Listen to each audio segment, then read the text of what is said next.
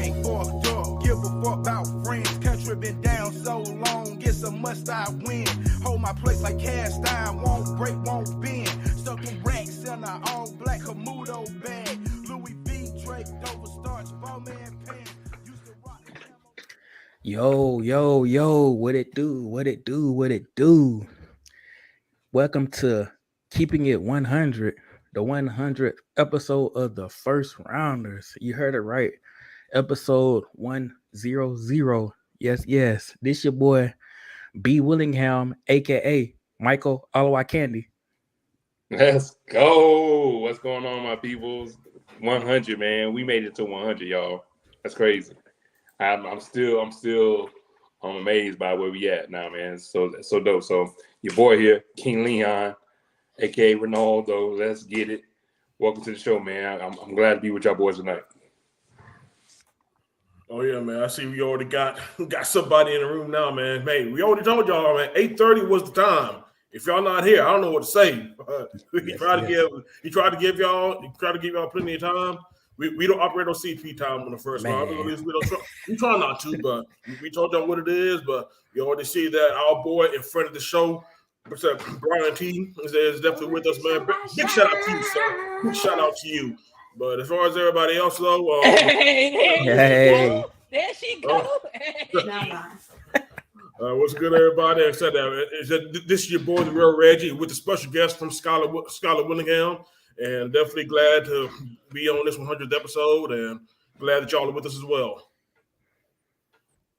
Yo, what's up, y'all? What is up? Happy to be here. Straight back from the field. Corporal Rivers in the building. Let's get it, man. Let's get right into it, man. I'm ready. Let's go. Yes. You heard it right. This is the First Rounders, and this is not the sports reporters or the sports tea either. So yes, indeed. So yeah, but I love it. Yes, man. That was the original, right? That was the original. Yeah. Yep. All of 5 seconds. Yes, indeed. Woo! And if you're talking about some second rounders, like, yeah, your ass just got to go. But yes. Only first around here. Yes. We're not dang, what's the dude? We're not Anthony Bennett either, so yeah. Like I said, there's first rounders, rounders, and then there are first rounders. Yeah, like I said, man, we talk about LeBron James. We talking about actual dudes who actually did something. Yes, indeed. Yep. Anthony Bennett. Right. Yeah, I totally forgot who that dude was until you brought it back up. He forgot. Hey, he forgot who he was. I'm sure he did. I'm sure he wants to. Yeah. Just like since we're talking about these, well, he wasn't a number 1 draft pick, but he was a second pick. Forgot what draft he was in though, but you might know. Y'all might, well, I know him as Demetrius Jamel Morant, aka John Morant. Well, the man who wanted to be a thug so bad. Like I ain't never seen nobody want to be such a thug. His ass old Malibu's most wanted ass. Him and B-Rad, and they got need to find him what the dude named Bloodbath. He get a bloodbath. Shout out to B-Rad. Oh yeah, don't be hating. Don't be hating. It's how he's keeping his name in the cycles, but it's not for his play.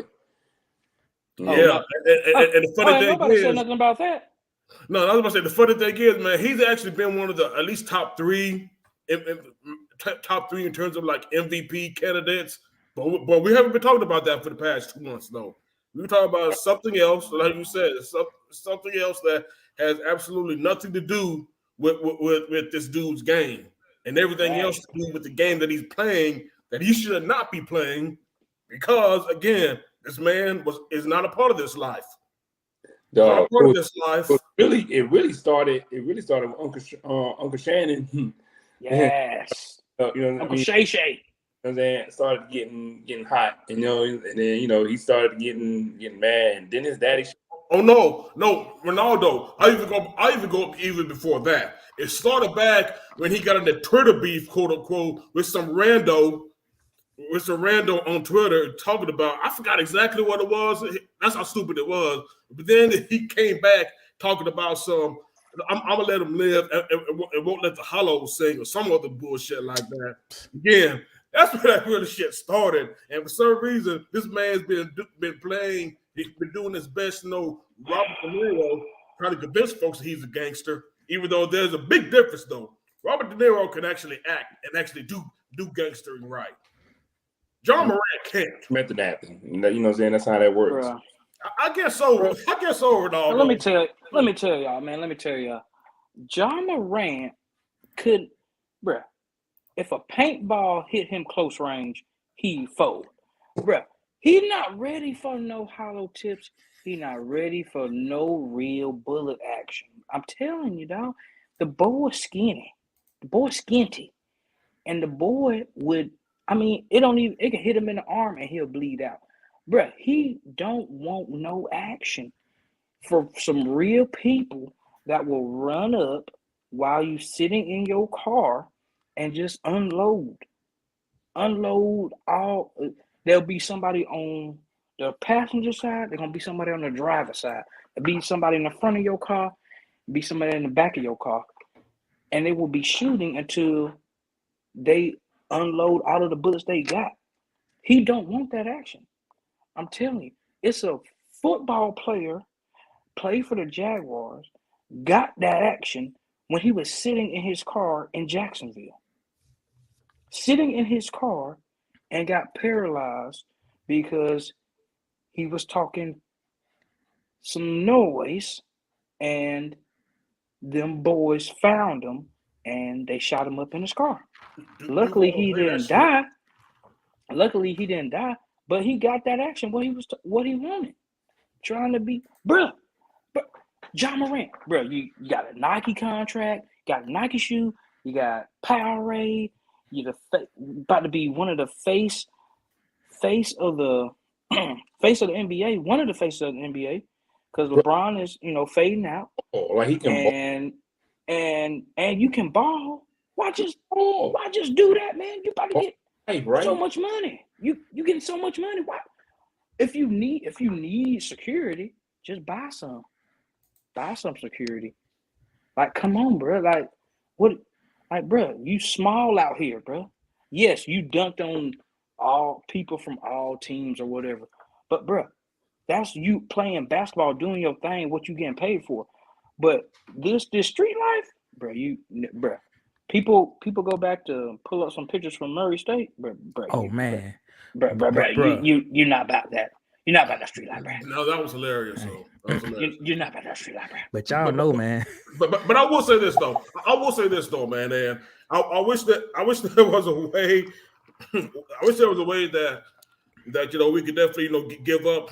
Give it up to one of our comments that we brought up, man. One of the Facebook users was talking about that he has a complex and that he was big enough. That he was ever big enough, had to play tough or whatever. Though, like I said, I didn't catch who that was though, but I definitely want to give a shout out to him for saying that, because again, like you said, that it's almost the sports version of clout chasing. You're doing something just to make yourself stand out, and even without having to, of course you had to play tough. You had to prove yourself and prove yourself on the yard or whatever.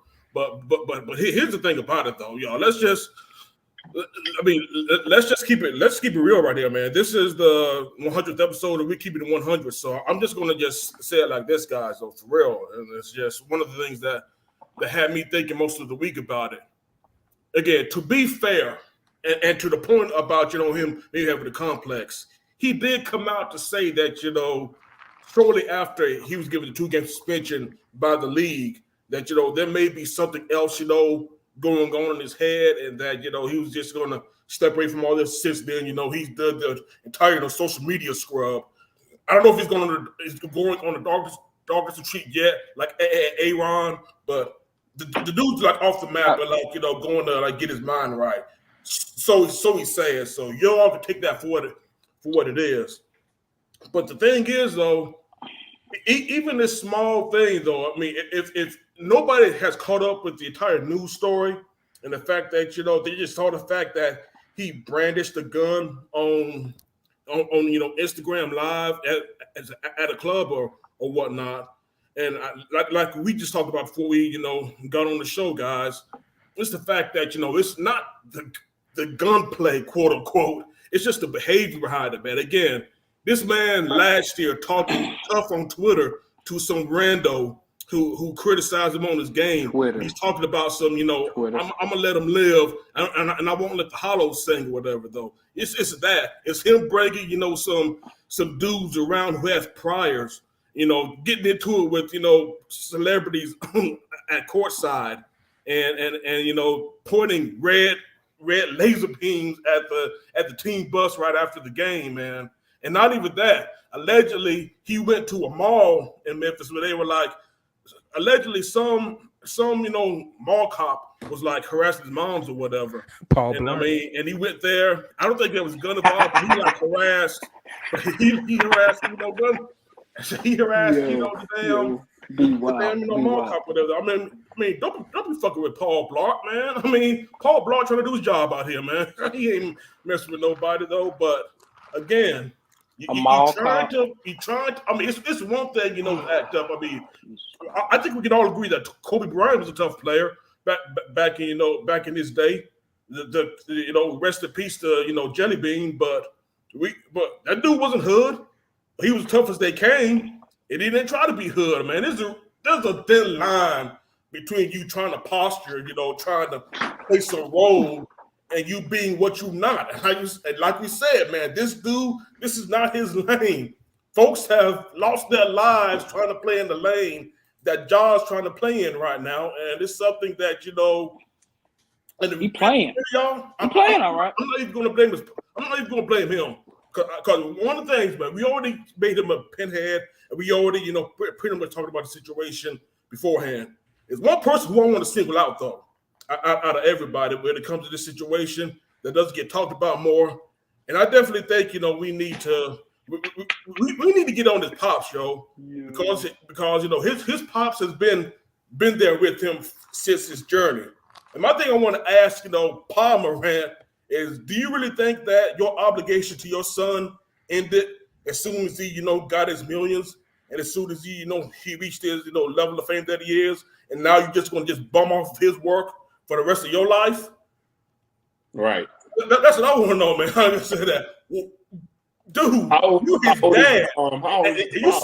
You seen all this shit, and you letting him, pretty much damn near throw it away.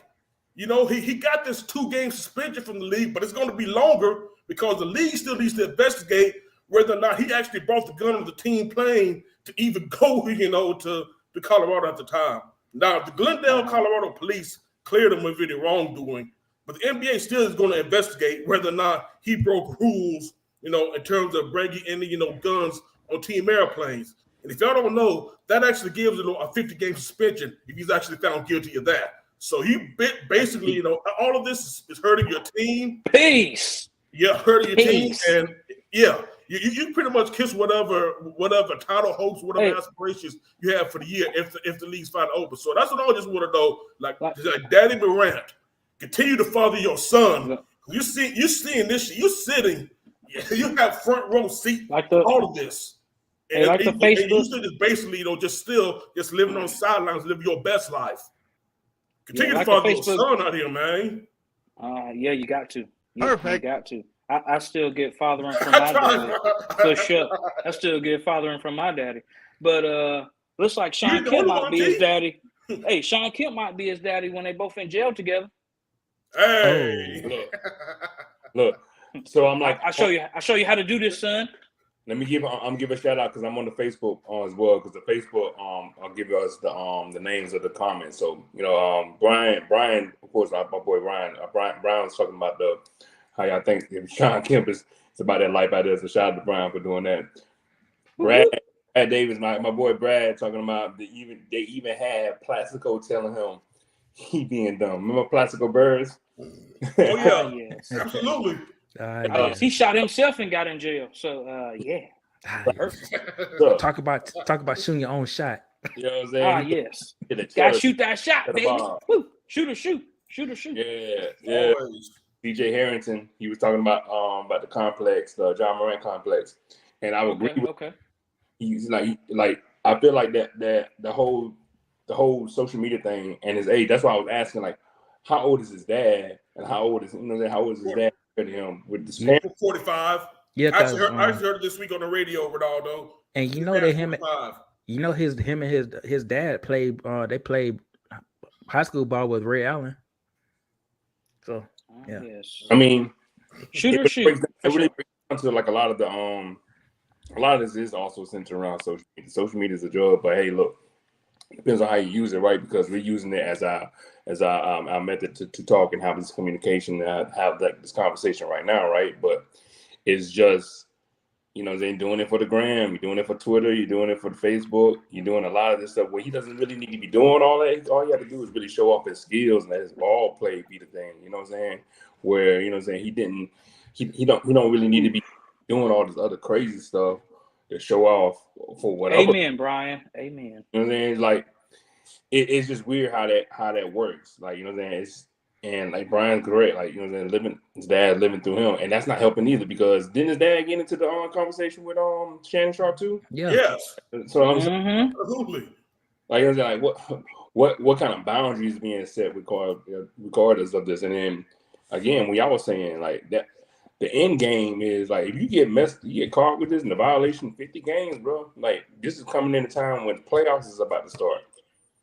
You know what I'm saying? Once playoffs hit and you out, you getting that 50 games hit, that you costing your team. And so, what's that going to be saying for you mentally? And I'm glad that, he is taking the routes and he's taking this break off. We joking going into that hole. He might need to go into that space that Aaron Rodgers went, because, you know what I'm saying, hey, you might need to start hanging out with Aaron Rodgers, get into that hippie life or whatever, to kind of get his mind back on, whatever. But hopefully he can get himself back together, because his ball is where his money is at, and he's about to lose that money. So I don't know. No, y'all. I think probably the best comments that I've heard this week regarding this latest incident, because as we all know, this isn't the first. This is just the latest incident that finally got Ja hemmed up, by the league, though, man. But Jalen Rose said it perfectly when he says that, when you become the breadwinner, you're the leader, so you have to become the tone setter. You have to be the one to be able to see who's in it for you and who's going to ultimately, be the anchor to bring you down if some shit really goes left. Because again, when you're the one who's ultimately, breaking in, you're breaking again. You're the meal ticket. You're breaking to the bear, but you can't be the meal ticket to everybody, though. Like I said, of course, man, you would definitely take care of your family, take care of your moms, though. But again, you need to set boundaries. You need to be able to say no. You need to have people around you that can say no. And just, again, Papa Morant, father your son. Continue to father your son, bro. Because, again, this isn't the life that none of y'all are definitely a part of it, man. And this, again, he's almost, it doesn't take much to lose everything. Unfortunately, when it comes to this, man, and it'll just be, Ja is only 23 years old, and I don't think he is in any, I really don't think, I'm not going to be too melodramatic and say that he's in a place where he can almost lose everything. But again, he's still walking the tightrope and still playing a pretty dangerous game that again you're not equipped for. You're not equipped for, and you're not built for. You just need to recognize it, recognize who you are, let your game speak for itself, and stop being what you're not. You're not an actor. You're not a thug. You're Demetrius Morant. Something South Carolina. Act like it. Yeah. Y'all remember that episode on Family Guy when this dude was talking about, hey, that guy's a great big phony. Yep, that's John Morant. Yes. Phony. He's a great big phony. Great big phony.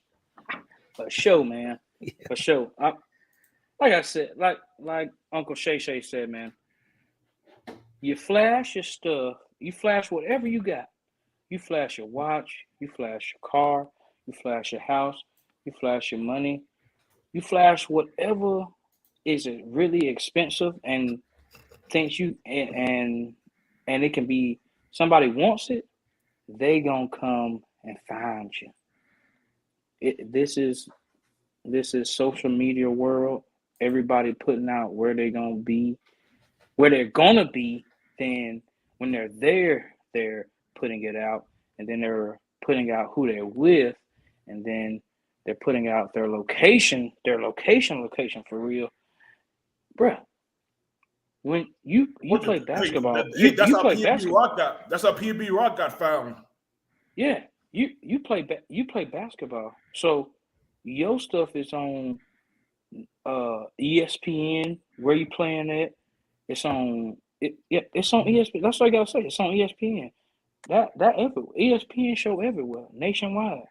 So if anybody want to touch you, all they gotta do is look at the schedule, and then the schedule gonna show, oh, it's gonna be on TV on ESPN. Oh, it's gonna be here at this location. Oh, he playing, or he at least gonna be there. Oh, we can find them before he get into the stadium, or we can find them after he get into the stadium. Like, bro, you can be found. You can be found during the season. So you may want to just stay off social media and play basketball, which is paying you way more than you ever thought you would have got paid when you was at Murray State looking like a fucking nerd playing basketball.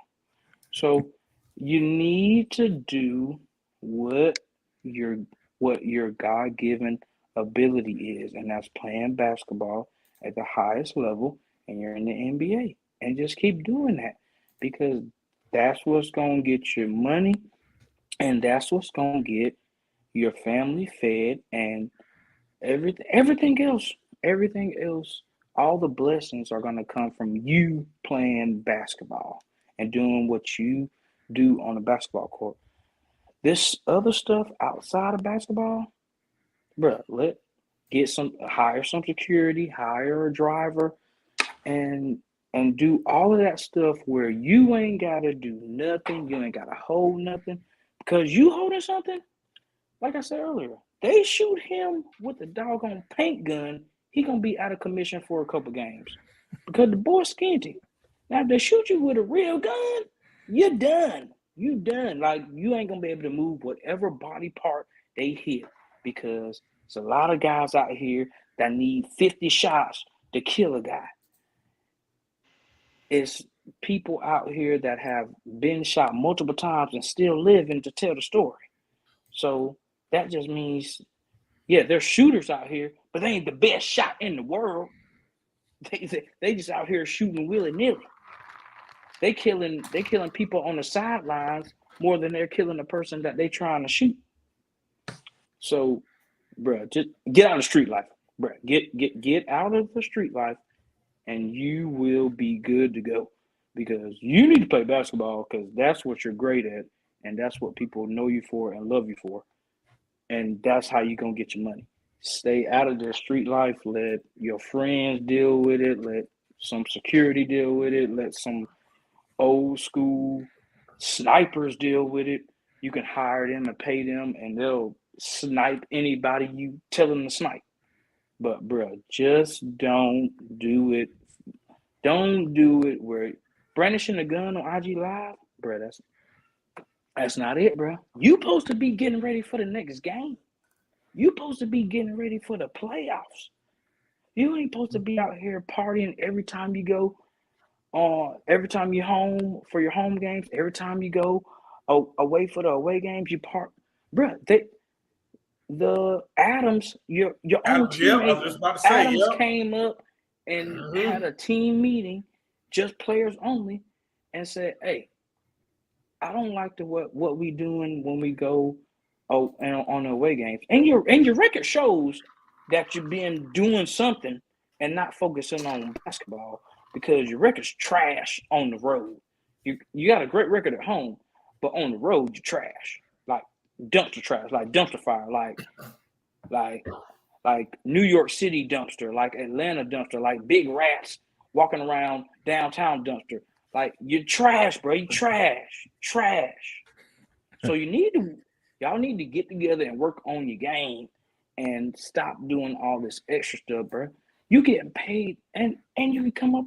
It was like he can get a over $200 million contract. $200 million, and then you got Powerade. Then you got the big endorsements too. Don't mess up the money, dog. You done did all this. Came from Murray State and did all this. Got the best, most improved player in the NBA. He shouldn't have. Bro, don't mess it up, dog. Don't mess it up. You about to mess it up. Talking about gunplay. But you don't want it, dog. Because I'm telling you, one shot and he done. It hit him in the elbow. He done. He ain't gonna be able to do nothing else. I'm not even talking about hitting them in the main body organ. I'm talking about on the elbow, on the pinky ring. Bro, he done. So that's all I gotta say about Ja, man. Ja, play basketball, bro. Play basketball, please. Oh, man, these comments are wild right now. So I definitely appreciate y'all doing that. Yeah. Yes. Yeah, that's that shoe. Yeah. Well, Big Ozzy. Your OZ will definitely be breaking on a little bit later on. Shout out to Jeffrey, the homie Jeffrey's on. Yeah.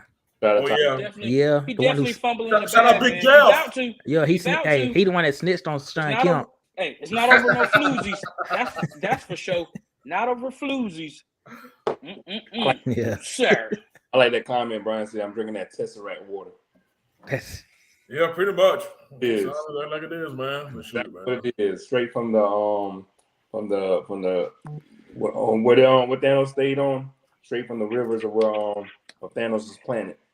Nah, Brian, man, I would never take a jab at any 49ers players, bro. I would never take a jab at any 49ers player. No, that's just me. But I'm just saying, Ja Morant is so small, bro.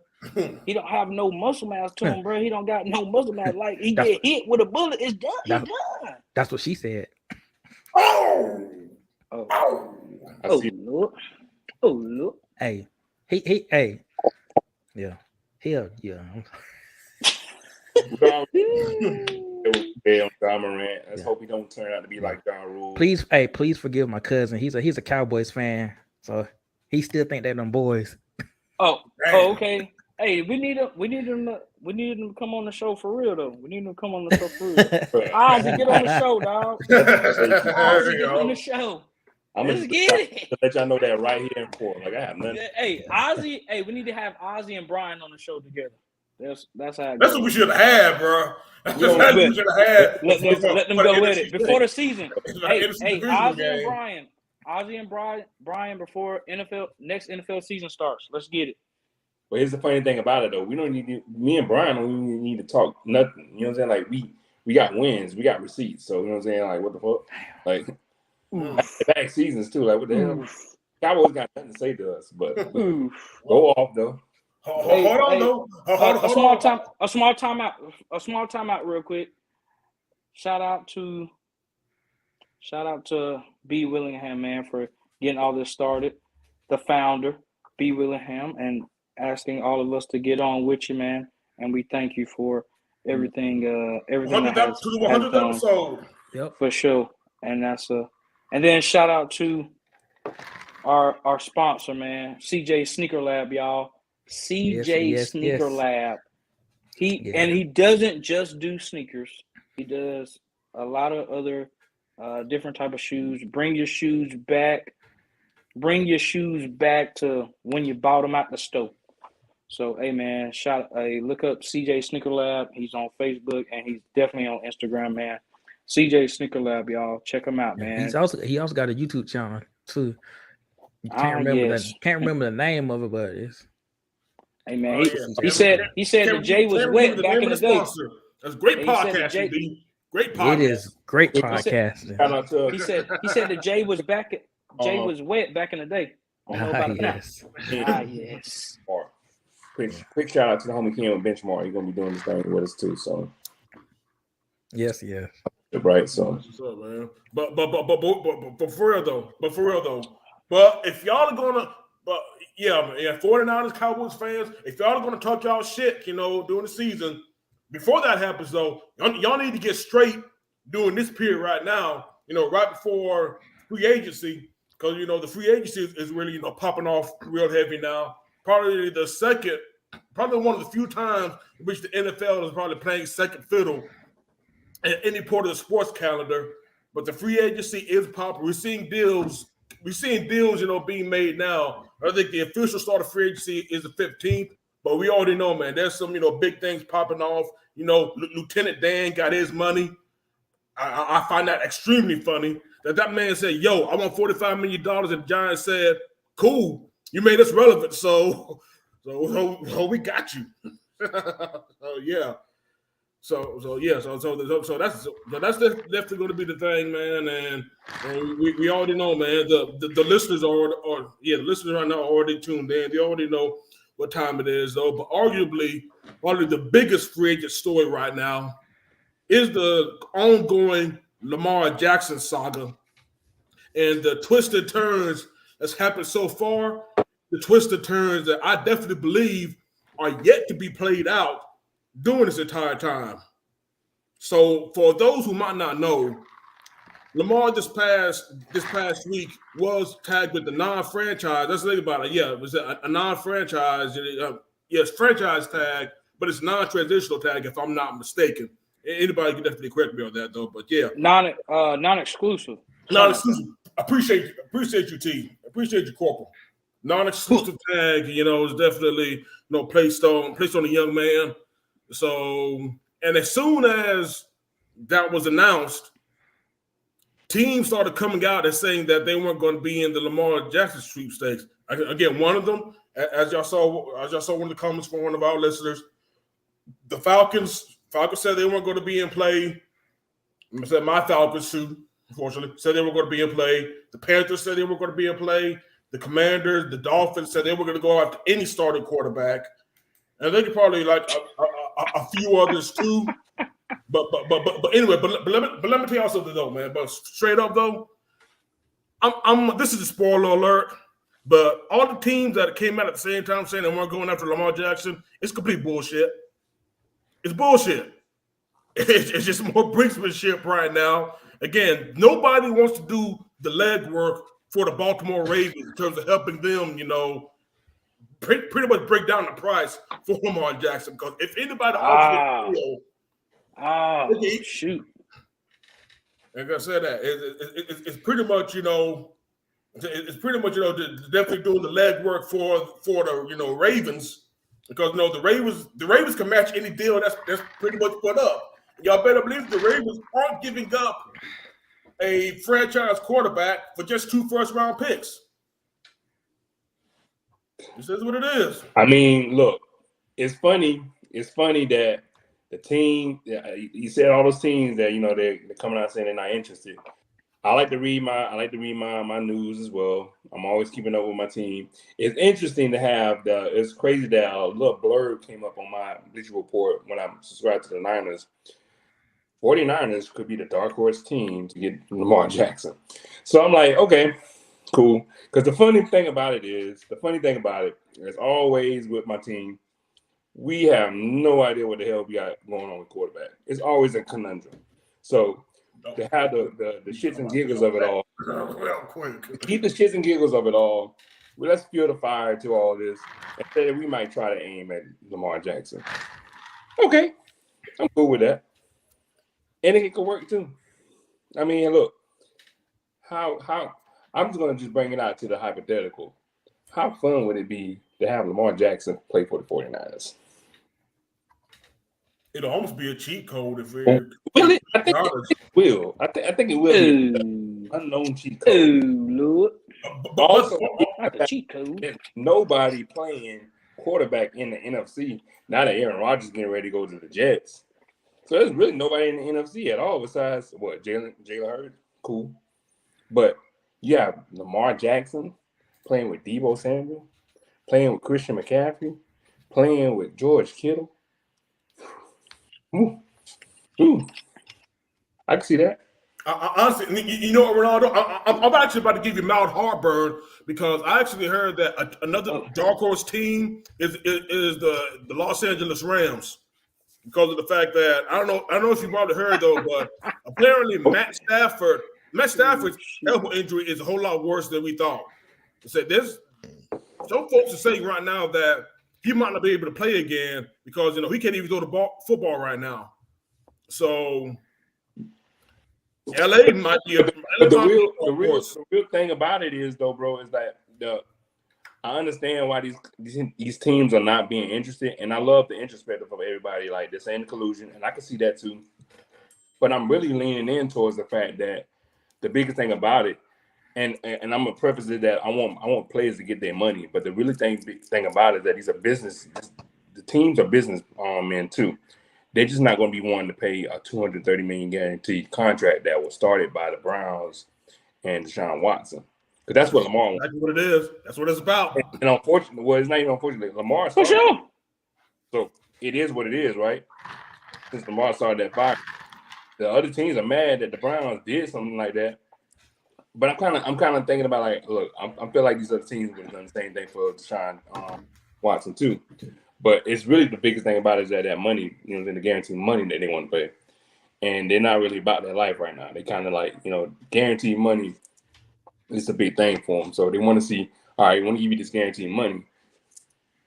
But can you stay healthy enough to do that? And that was my only biggest thing, too, if I was going to say the 49ers would try that, and put their little hat in the fire with it. It's the money concept.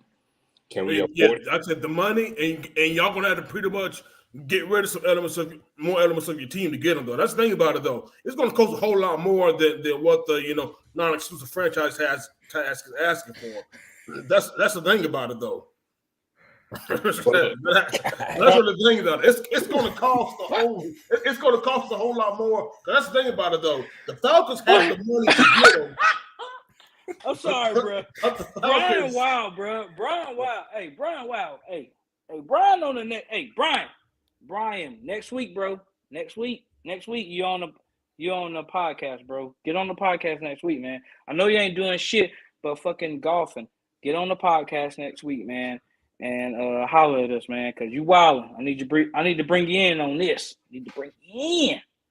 Man, that's yeah. Like I said, I see y'all on one, man. They definitely appreciate y'all again, man. Shout out to everybody who's joining us live right now. Y'all are definitely the real MVPs, man. We appreciate y'all taking y'all's time out tonight, to listen to your four favorite black men talk about these good sports, man. So, cheers to you all. Definitely big cheers to everybody right now in the chat and the comments. Definitely tell your friends, tell your baby mamas, man. Tell everybody to join us right now, man. Because this is a party, man. This is definitely a celebration right now, man. Bro, I ain't got no baby mamas. Of course not, man. Crazy kids. No. But for real though. But that's the thing about it though. But Brian already mentioned it, and he's totally right. This is a chance for the Ravens to gauge the market. And really, what the Ravens did was pretty much something that, like you said, King Leon, if you are a businessman or if you were running the franchise, you do the exact same thing as well. And that's really one of the reasons why I never thought Lamar was actually going to get moved, much less, come and join the Dirty Birds, was the fact that, historically, the Ravens have been a rail run franchise. That's why they've always, been one of the, few teams, but like the 10 teams every year, you could pretty much say can make a real run. Because they just know they can draft good. They know how to play the free agency game. Again, they're just a real franchise. And this even goes, after after Ozzie Newsome has, passed, God rest his soul, the Ravens are definitely, still very, very good with what they do. So, but that's the thing. I think the Ravens are playing this right now. I want this chaos though, Reggie. Like I want, look, Arthur Blank needs to go ahead and open that checkbook. Go ahead and give that man his money. Give up them 2 first-round picks. And let's go with Lamar Jackson. Y'all know y'all. You know what? Come on. Ronaldo, my brother.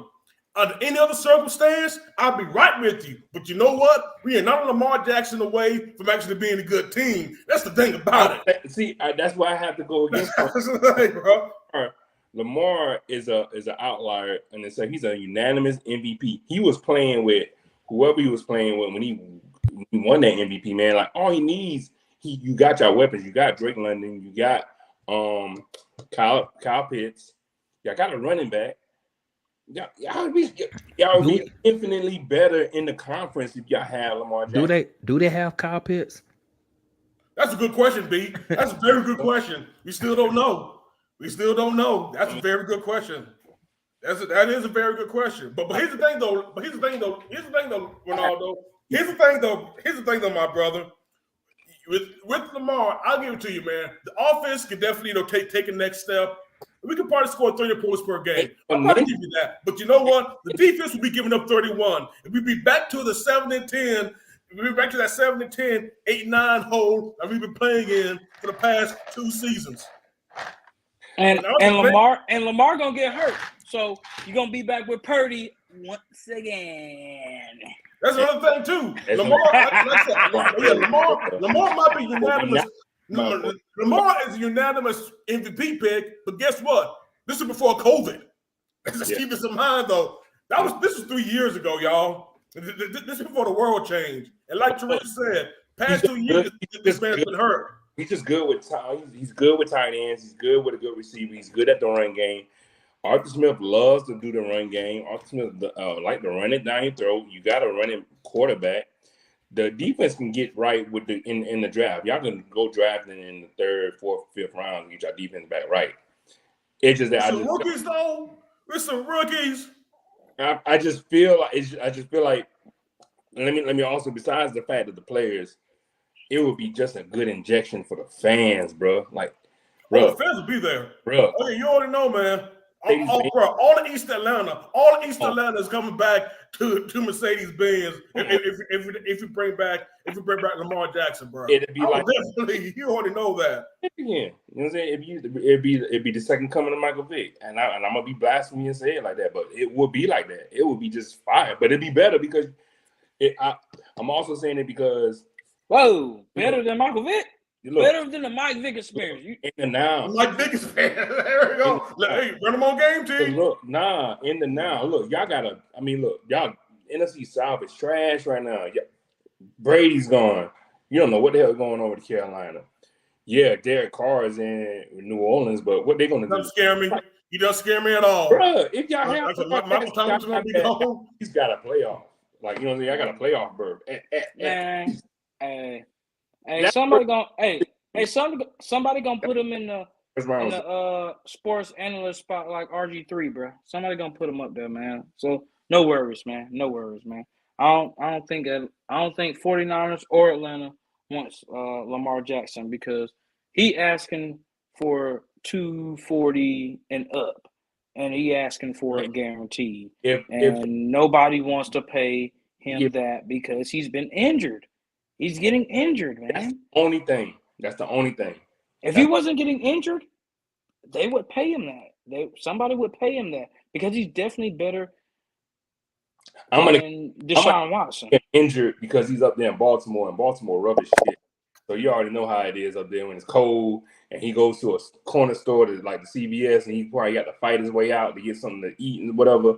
Like that's because he's hurt all the time. I feel like if he comes to Atlanta, he's in that dome. And you know what I'm saying? He's in the southern heat. You have to worry about getting hurt and cold and running outside and there. I feel like he'll be better than he probably won't get hurt like that. Now, if he would have came to us, if he would have came to the Niners, that man be hurt in the second game because we can't keep a quarterback for shit. So I don't know. Yeah, you can't. That's what I'm saying. These are facts. That's what I'm saying. These are facts. You got to get facts out here. Y'all need. I guess y'all need to work on the line in the draft. Y'all need to work on y'all line.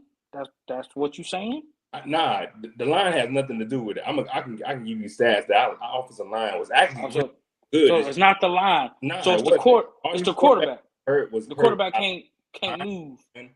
Running out of that pocket, or a missed opportunity for a tight end blocking the pass rusher. It wasn't the line. As crazy as it sounds, the offensive line had nothing to do with these quarterbacks getting hurt. So it's not the line. It's not the line. Nah, so you can get a quarterback to stay in the pocket. It's when a quarterback runs out of the pocket, man. Like it's design plays. Like shit happens. It is what it is. I mean, yeah, obviously that's life. Things happen. But I'm saying, like, is it your quarterback or is it the line that needs to be corrected and out there in Cali? What's going on? It might be at the moment because our right tackle's leaving in free agency, but look, his stats is going to show the line was actually in the top 5 of all teams last year. The line was perfect. I was even scared of the line. I was like, damn, we got a whole brand new offensive line. But the offensive line turned out to be a really good factor against us. Again, it was just that these quarterbacks that got hurt was freak accidents. Jimmy Garoppolo was just being Jimmy Garoppolo. And you know what I'm saying? It was what it was. Like, it's just a freak accident for it. So I mean, I don't know. Like I feel like again, bad luck will probably give Lamar Jackson that broken whatever, but I don't want to wish like that. So, again, I'm giving y'all the argument that hey, Arthur Blank, go ahead, just go holler at them boys, man. Hold on, Ronaldo T. I'm about to just end this argument right now. Tell you exactly why the quarterbacks keep getting hurt. It's exactly the curse of 2016 following y'all. I keep telling y'all, Shanahan is bringing that old shit with the San Francisco, bro. That's exactly what it is, man. He is playing the football guys are playing him for only running the ball 5 times in the second half of Super Bowl.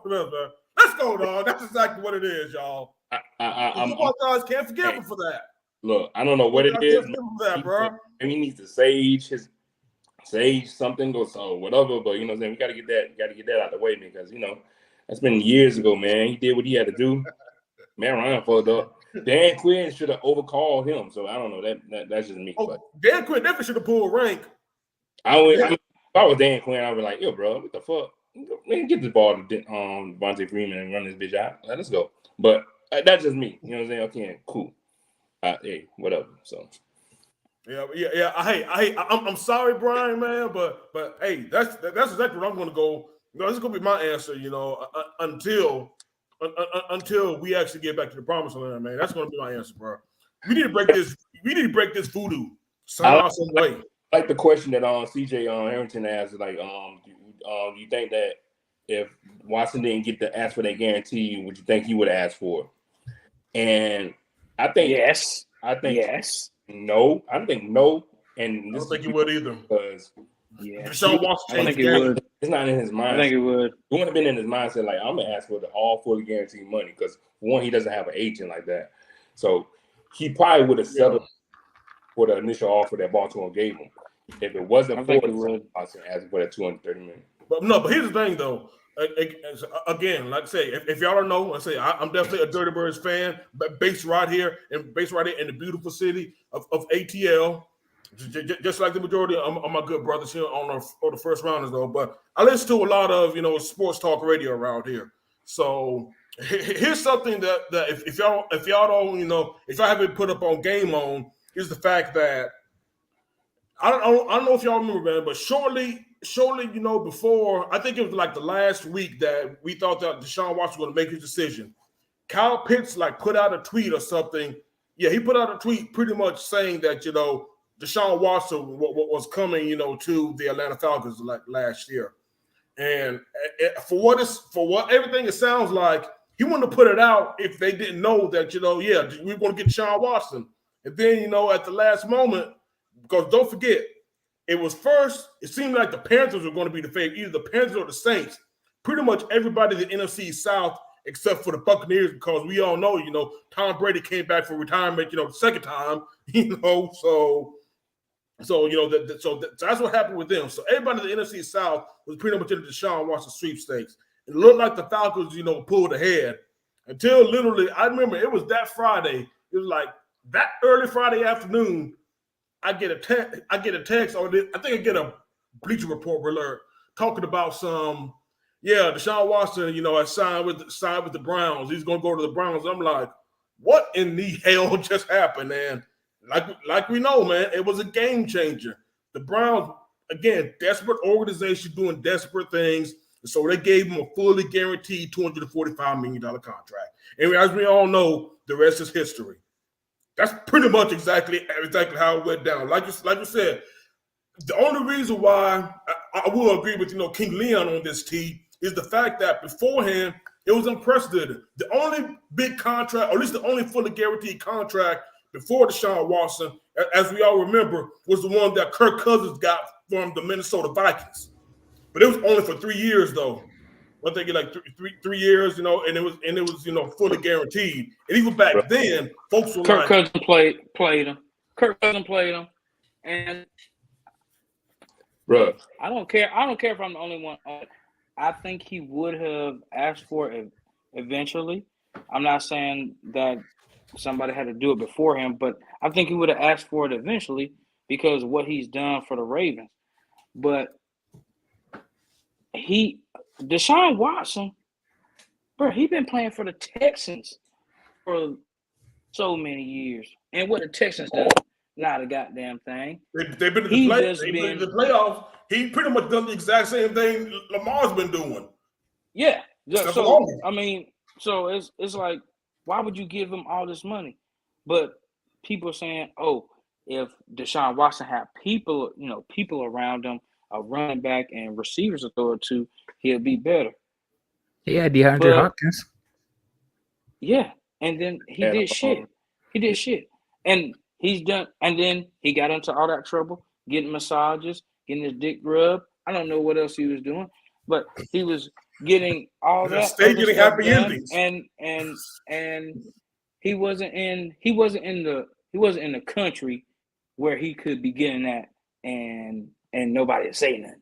Look, he man. was in the wrong. He's in the wrong country. You need to go. You need to go. South Korea, Philippines. Asia way. You need to go Asia way. So nobody can bring it back. Nobody can bring it back. But I'm just saying. You can bring something back, all right.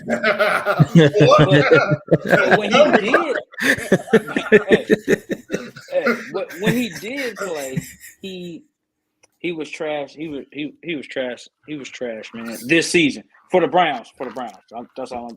Yeah, like Ozzy said, toes getting tickled. Hey, man, all the way go across the Pacific Ocean, brother. I like that because he hasn't played for 2 years. Brian, I'm not Brian. We not hating on your people, bro. I'm just saying. I lived in South Korea for a year.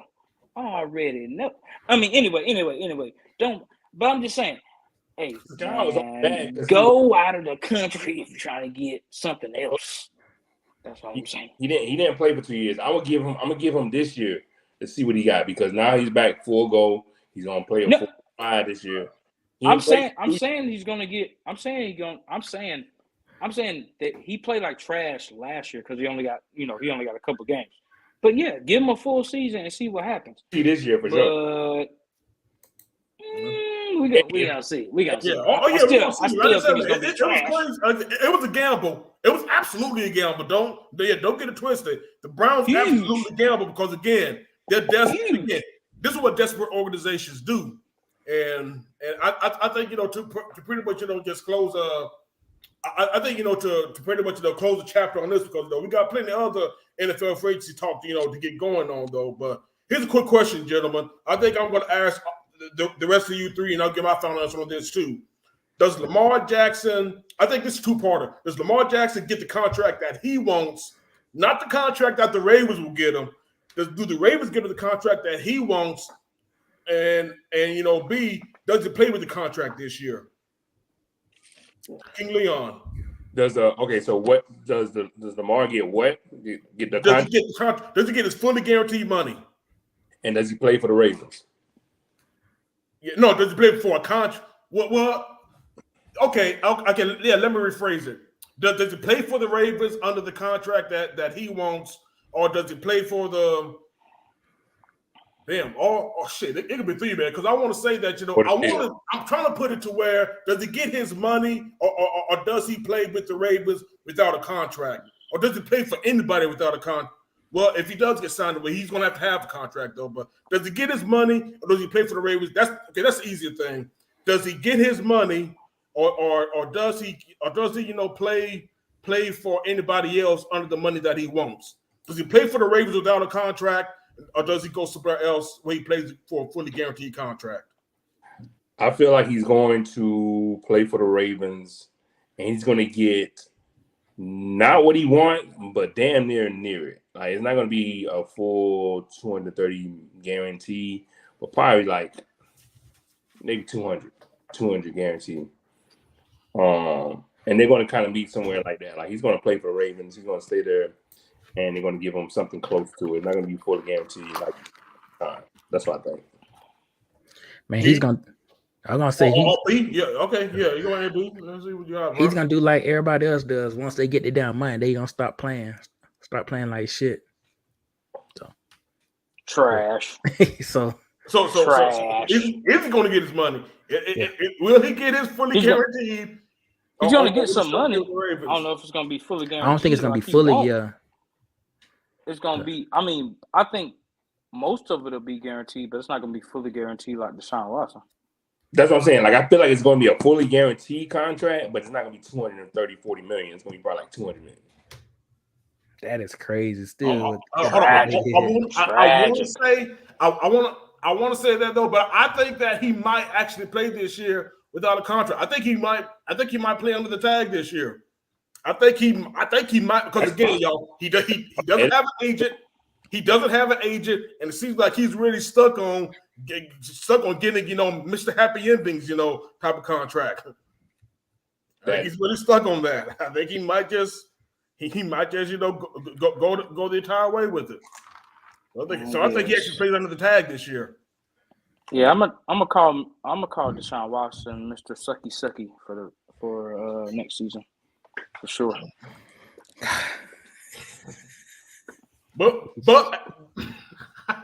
and on that note, but we all know Deshaun and him, but Lamar isn't the only quarterback that's making a free agent market. Definitely But like King Leon pointed out, there Derek got a new contract with the Aints. Congratulations to them, I guess. But I guess I will say this though. The main thing we talked about though is the good old Aaron. The Aaron watch has now fully, we are fully in Aaron watch now. Either one, Brian. Either one. Yep, either one, Brian. There we go. He's back from his darkness retreat. It looks like the Jets might going to put the full court press on him. And now, and again, will the Jets come through, or will they basically do the Jets thing and fumble the bag on this? Because it seems like we've definitely crossed the river now. We crossed that line when it comes to A-Rod now. It looks like he's basically the ball's in the Jets court. They need to make this happen. They flew everybody out there to California to meet this man. Y'all better get it done. If you're a Jets fan, if we have any Jets fans on right now, this is y'all's chance to finally prove that y'all are not an inept organization. We all get it done.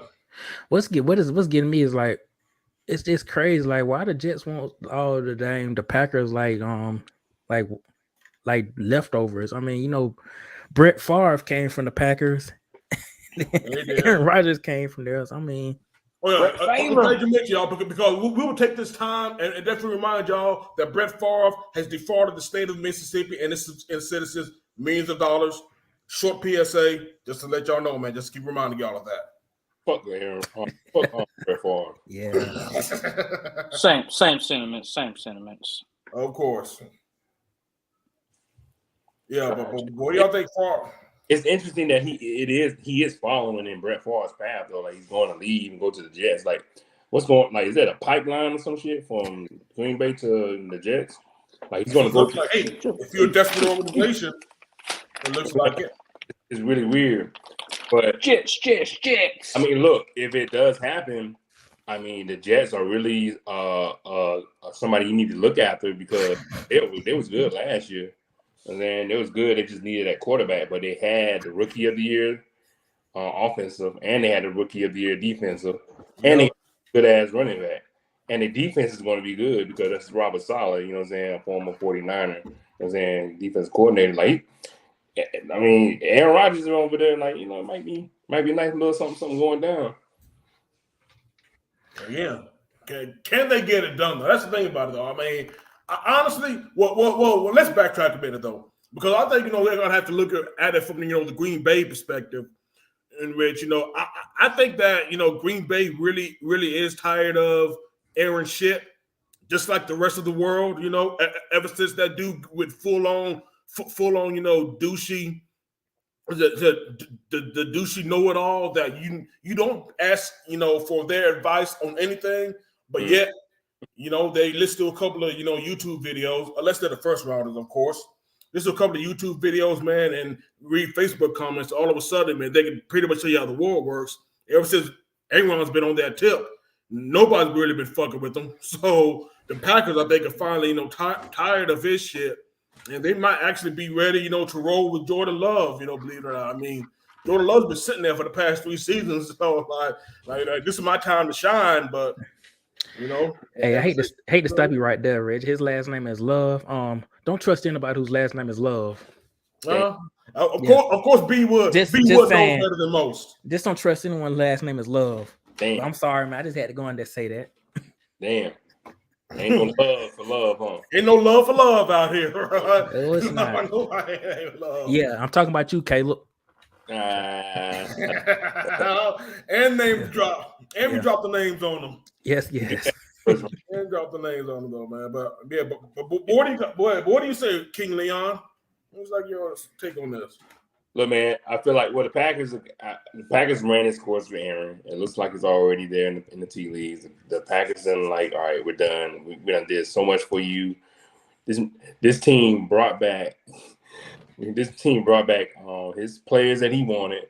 You know what I'm saying he did what they bent over pretty much everything they wanted to do for him. They gave him the contract again.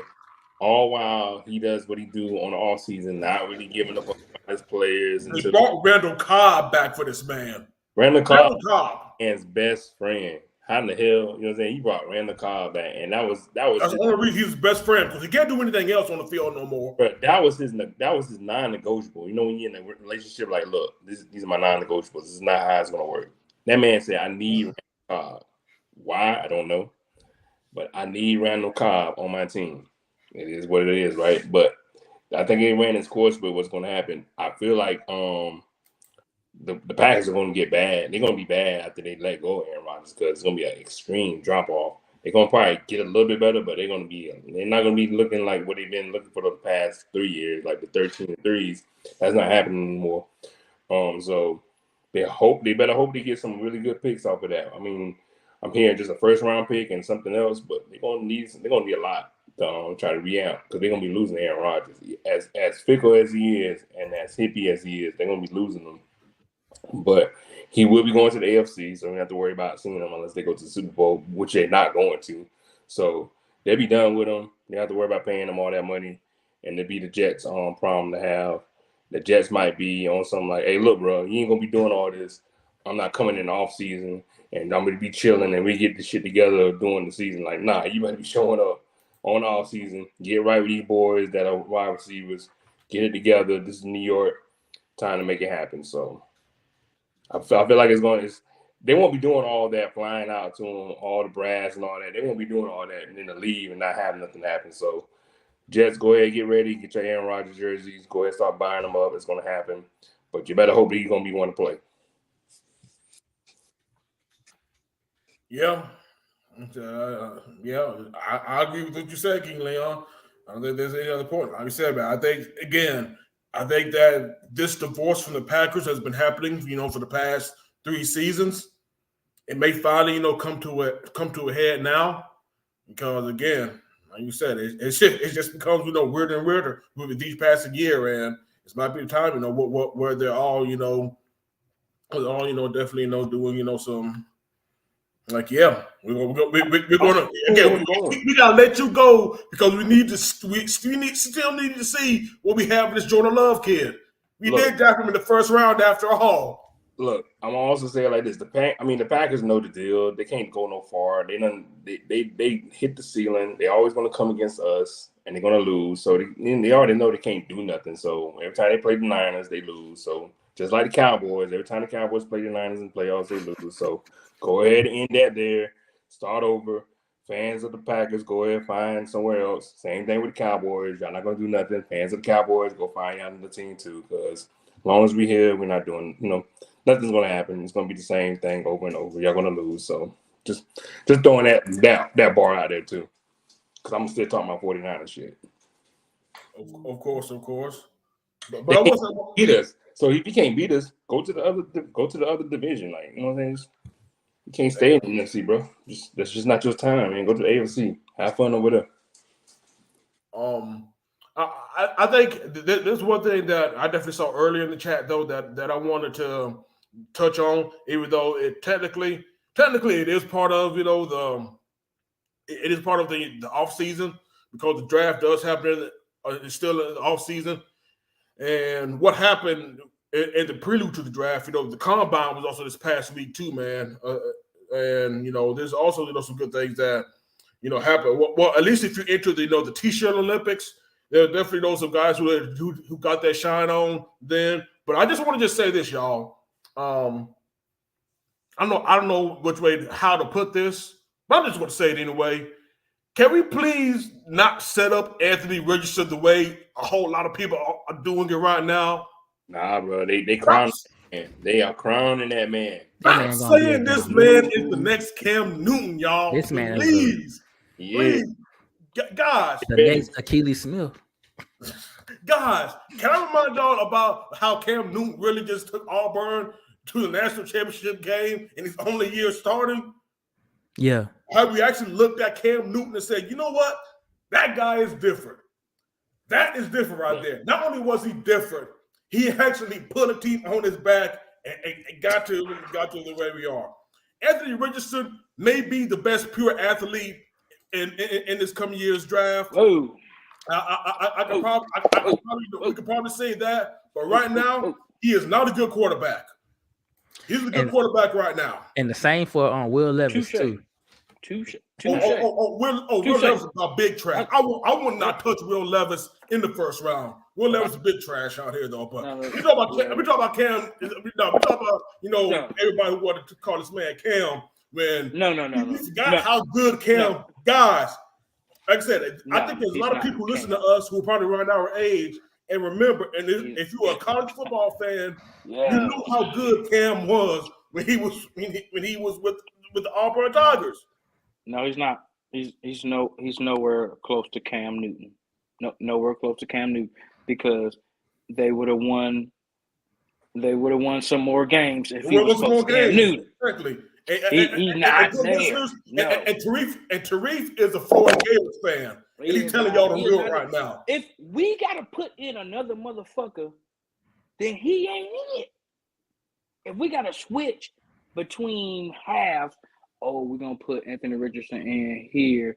But if he doesn't do good, we're going to put this other guy in. No, if you that guy, you going to be that guy the whole game. It don't matter if we lose it, don't matter if we win it. You going to be that guy the whole game. It's going to be like Tebow. Put Tebow in.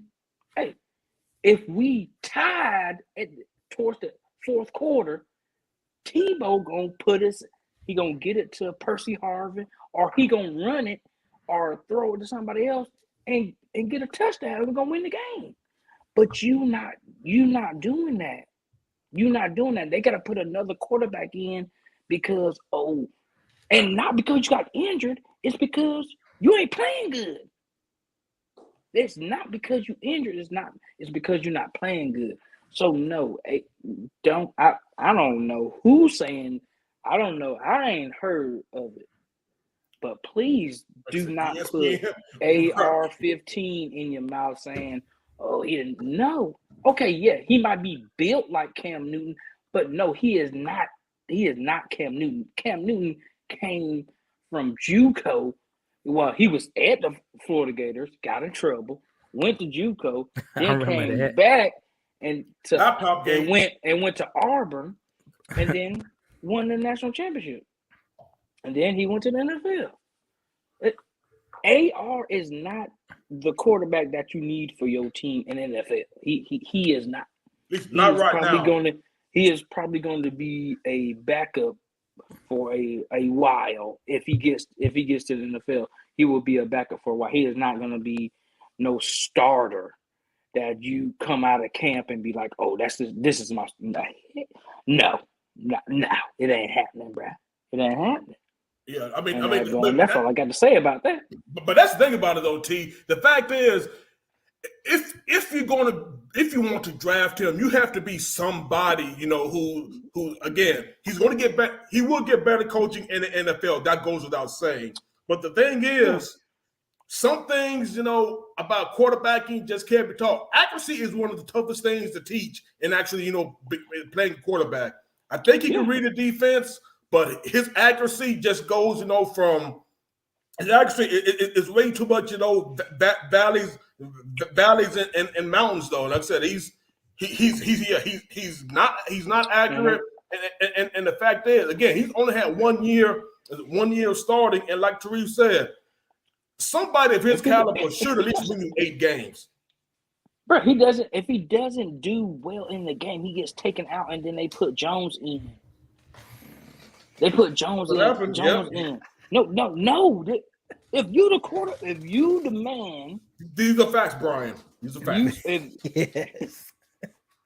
you the man, you gonna play the whole game, win or lose, because if you're the man and you can bring the team back or put the team in your back and win the game at the end, they're gonna keep you in the game.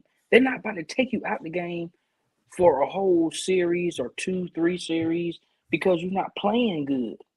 Like if ESPN is saying you the man, then you need to be in the whole. You need to be in the whole game. You can't just be playing part of the game. You got to be playing the whole game. Yeah, it don't matter. And hey, bro, I'm a Gator fan since I was a little kid. Like, bro, I'm talking about been a Gator fan. FSU, Georgia. And I know we got some Georgia FSU fans on here. What's your mouth? Because my brother from another mother is FSU fan. What they say, those are fight. Those are fighting words. For sure. But I'm just saying, like, bro, no, AR is not. Don't waste your pick. I'm telling you. Don't waste your pick. Where they talking? On no first round. He ain't no.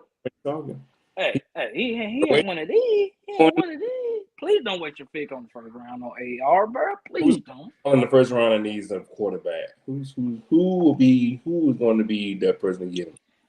No.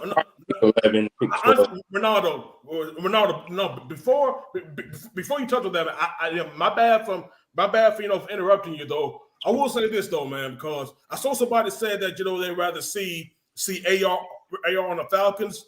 Here's a problem with that though, because again, Josh Allen has really messed up the curve on what we think these quarterbacks could be. What people forget, Josh Allen had to have time to actually become his final form. Mm-hmm. The question is, does Arthur Smith have time to see AR-15 become his final form right now? Because again, he already had 2 straight, sub 500 seasons, and Arthur Blake has already come out this year and said that that another 7 to 10 seasons ain't gonna get it done. It can't. You can't do that no more. Especially in this NFC South. That's what I'm saying. Y'all need that quarterback now, and I don't think Ritter is y'all answer. So y'all either gonna get Lamar Jackson or go ahead and get AR. Oh, no, I want to get him. No, trust me. No, here's what I hope will happen. I hope C.J. Stroud somehow falls down to 8. If C.J. Stroud's at 8, we take him. You run your ass to that podium. Okay, no. You better take that motherfucker, bro. Bruh, if he C.J. Stroud falling down to 8. Okay. C.J. Stroud's to 8, bro. You better run your ass up there. I don't give a damn, bro. I take the damn, bro. I will fly to Kansas City to the draft this year. I will take the envelope and run up and give it to Goodell my damn self Stroud falls to number 8. Thing in the world too. There go my boy Reggie. He got it. Pretty much. CJ Stroud. Man, just make sure you wear the first rounder shirt when you do it, man. Absolutely. Be out there. Don't be out there bullshitting. Gotta have the first rounder shirt on. Absolutely, but like I said, but with the but like I said, man, but the purgatory, we definitely are in quarterback purgatory. You're absolutely right, King Leon. If we actually played Ritter when we should have played him this at the midpoint of the season last year, we probably would have got a greater grasp of whether or not we can actually build this franchise around them. But because we only got a 4-game sample set. We really fucked ourselves to put it, to be completely to keep it 100 with y'all. We really fucked ourselves only having a 4-game subset with this man. So hey man, y'all were riding with Mariota. That man left y'all at the end of the season. Left the squad. Ran off on the plug twice. Jeez. Adios, amigo. Pretty much. Exactly, T. Talking about grabbing him too, so I don't know. Who cares? Who knows? Like I said, it's the conundrum of the 49er world. QB here, QB there, whatever. But it should be an interesting draft though, for real. Like it's gonna be fun because you got Chicago with the number 1 pick. They're not gonna be, they're probably gonna trade that pick away. They could be causing up a storm, and they trade. And I love hearing that story about them trading Justin Fields to y'all for something. And then they picking out their first pick like it's not. You know what I'm saying? If Justin Fields come to y'all, hey, you know what I'm saying? Y'all got to, you know what I'm saying? It become a full circle because that's who y'all should have got anyway. But you got Kyle Pitts. But yeah, hey, man, y'all know what I think about that. Y'all know what I think about that shit now. But again, the Bears allegedly said they're not going to trade away, Justin Fields. But again, just like everybody who came out to say they weren't going to go after Lamar Jackson, I still call bullshit on that too, because again, everybody's open for business. It's just always about that right deal. That's all it is. You said it yourself, Arthur Smith cannot have another bad season. Like he needs to go ahead and make something happen. I mean, he didn't even have a bad season this year. To me, he didn't. But that's the thing about it, B. He didn't have a bad season, quote unquote, but he still had sub 500. You can't have you can't have 3 straight sub 500 seasons if you're talking about building something. Because that's the thing about it, though. When you have like sub 500 seasons, you're basically, you're basically the football version of the Hawks.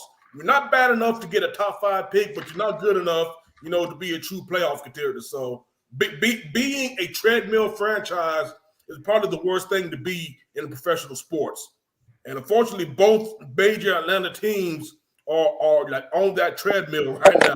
So you need to do something to break off, whether it be through free agency, starting to get guys like a Javon Hargrove, finally getting Grady Jarrett some help, or like drafting the next stud pass rusher, or like I said, go all in.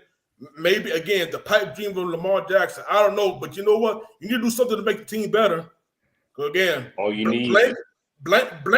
Blank threw down the gauntlet. Blank said that you can't have another sub 500 season. That's what I'm just telling you right now. Just go ahead and fire. Look, Blank ain't got much time either. I'm not saying that just to be mean or whatever. Blank ain't got much time. Go ahead, give out them first rounds. Go ahead and get Lamar and go ahead and have some fun for Atlanta. Let Atlanta be lit for a couple of years. Let them have some fun. Let them fill up them seats in the stadium and do a little something. I guarantee y'all get him. Y'all going to go ahead and take that division. That's just it. Like he'll play with subpar people, but he's going to have really good people. So I'm talking like I'm a Falcons fan. I don't know what's going on, but hey, that's what I'm trying to figure out too, man. This is a very interesting issue right now.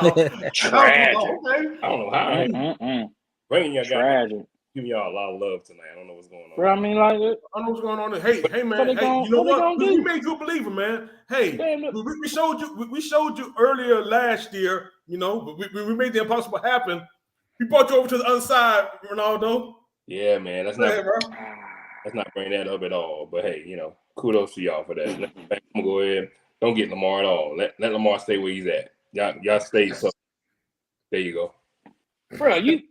But I mean, you can only get better with Lamar because all of y'all, the whole NFC South had losing seasons.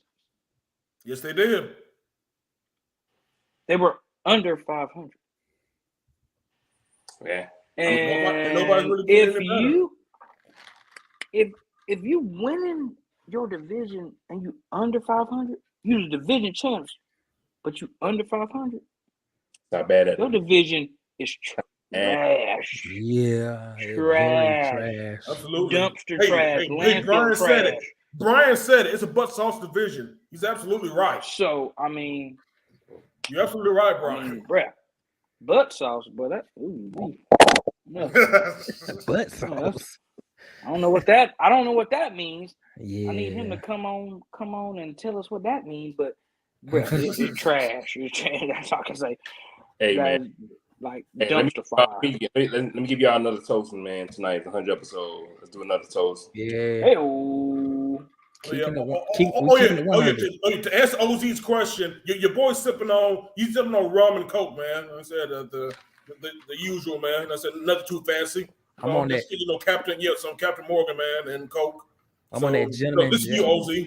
Oh yeah, that's my brother right there. That's my brother because me and my brother on the same thing. That Captain Morgan. Yeah. Gotta put my knees up because after this I'm going straight to sleep because I got a 24-hour shift tomorrow. So Ooh, boom. Damn. Yeah. Damn. But I love my listeners. I love my brothers on here. And that's who we do it for, man. I do it for y'all, man. Love y'all, man. But sure. Again, appreciate y'all for joining us for this momentous occasion. Oh yeah. Shout out to our sponsor, CJ Sneaker Lab once again. Big dog. Already. I gotta send some J's to him and some slides, man. I gotta send some slides to him, man. So I can be ready for the summertime. Yeah, buddy. Oh yeah, like I said, I definitely send my Stacy's, to get handle for this man too. So yeah, B. So yeah, B. Yeah, it's definitely about that time, man. Yeah, we gonna get to that. We gonna get to that, Brian. Just letting you know.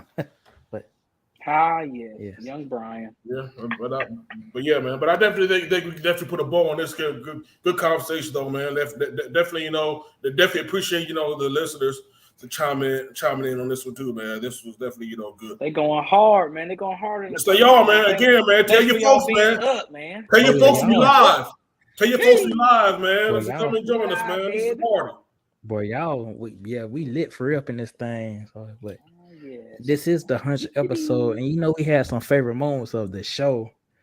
I'm just going to start with mine. One of my favorite parts. Y'all remember that episode last year after the basketball championship game when I just came up and they said, "Man, fuck Kansas, fuck everybody." Yeah. He was wild. You were 38. Oh, I'm 30. Yeah, bro, that was the hottest.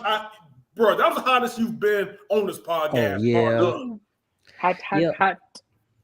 Yeah, and can't wait till episode 101 because I think UNC is not gonna make the damn tournament. They just lost to Virginia, so it was their last game before they playing the NIT. So Damn. Yeah, I had a good season last year though. So man, that shit was down. That was a fluke last year.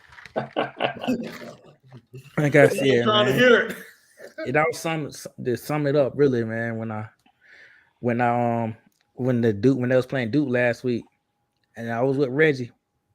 We was at this place called Hooters. I know they got some good wings. Very good wings. Yeah, very good wings. I was pretty much saying to Reggie, like, watch this dude gonna shoot the down ball. About 10 seconds left in the game, Caleb Love shoots a down 3 and misses it.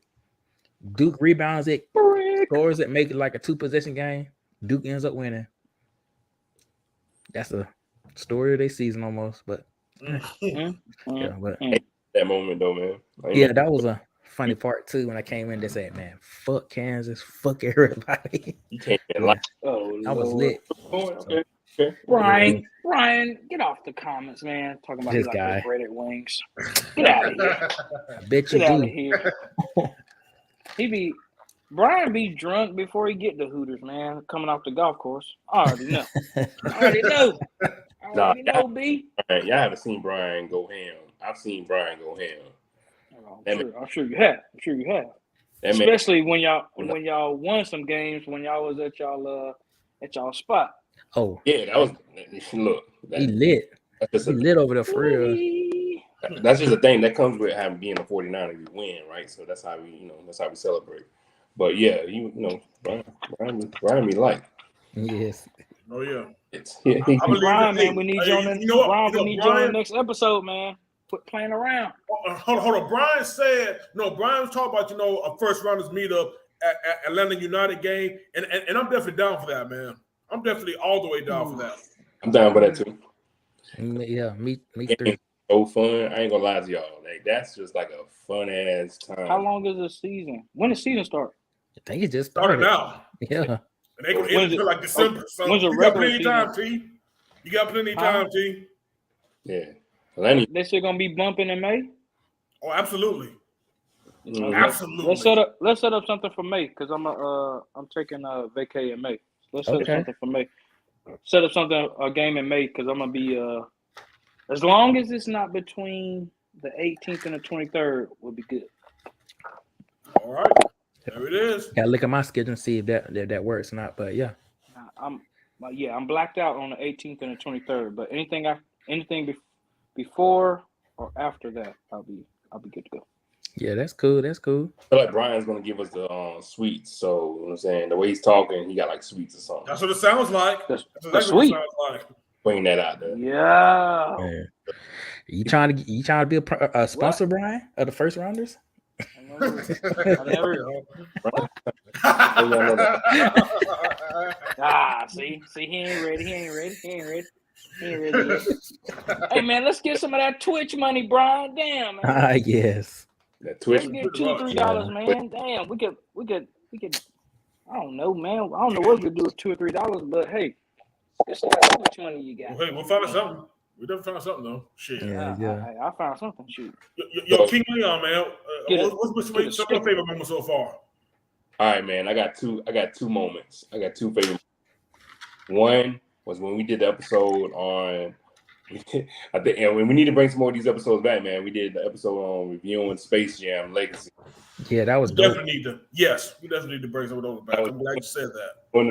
During the pandemic, like, all right, cool. LeBron got his Space Jam movie. This is like the long-awaited Space Jam movie, right? This is a Space Jam sequel, right? So it's like, oh shit, we're gonna talk about Space Jam, and I think it still lives up. You know, it was what it was, right? It wasn't nothing earth-shattering. It wasn't an Oscar winner or whatever, but it was a cool little movie.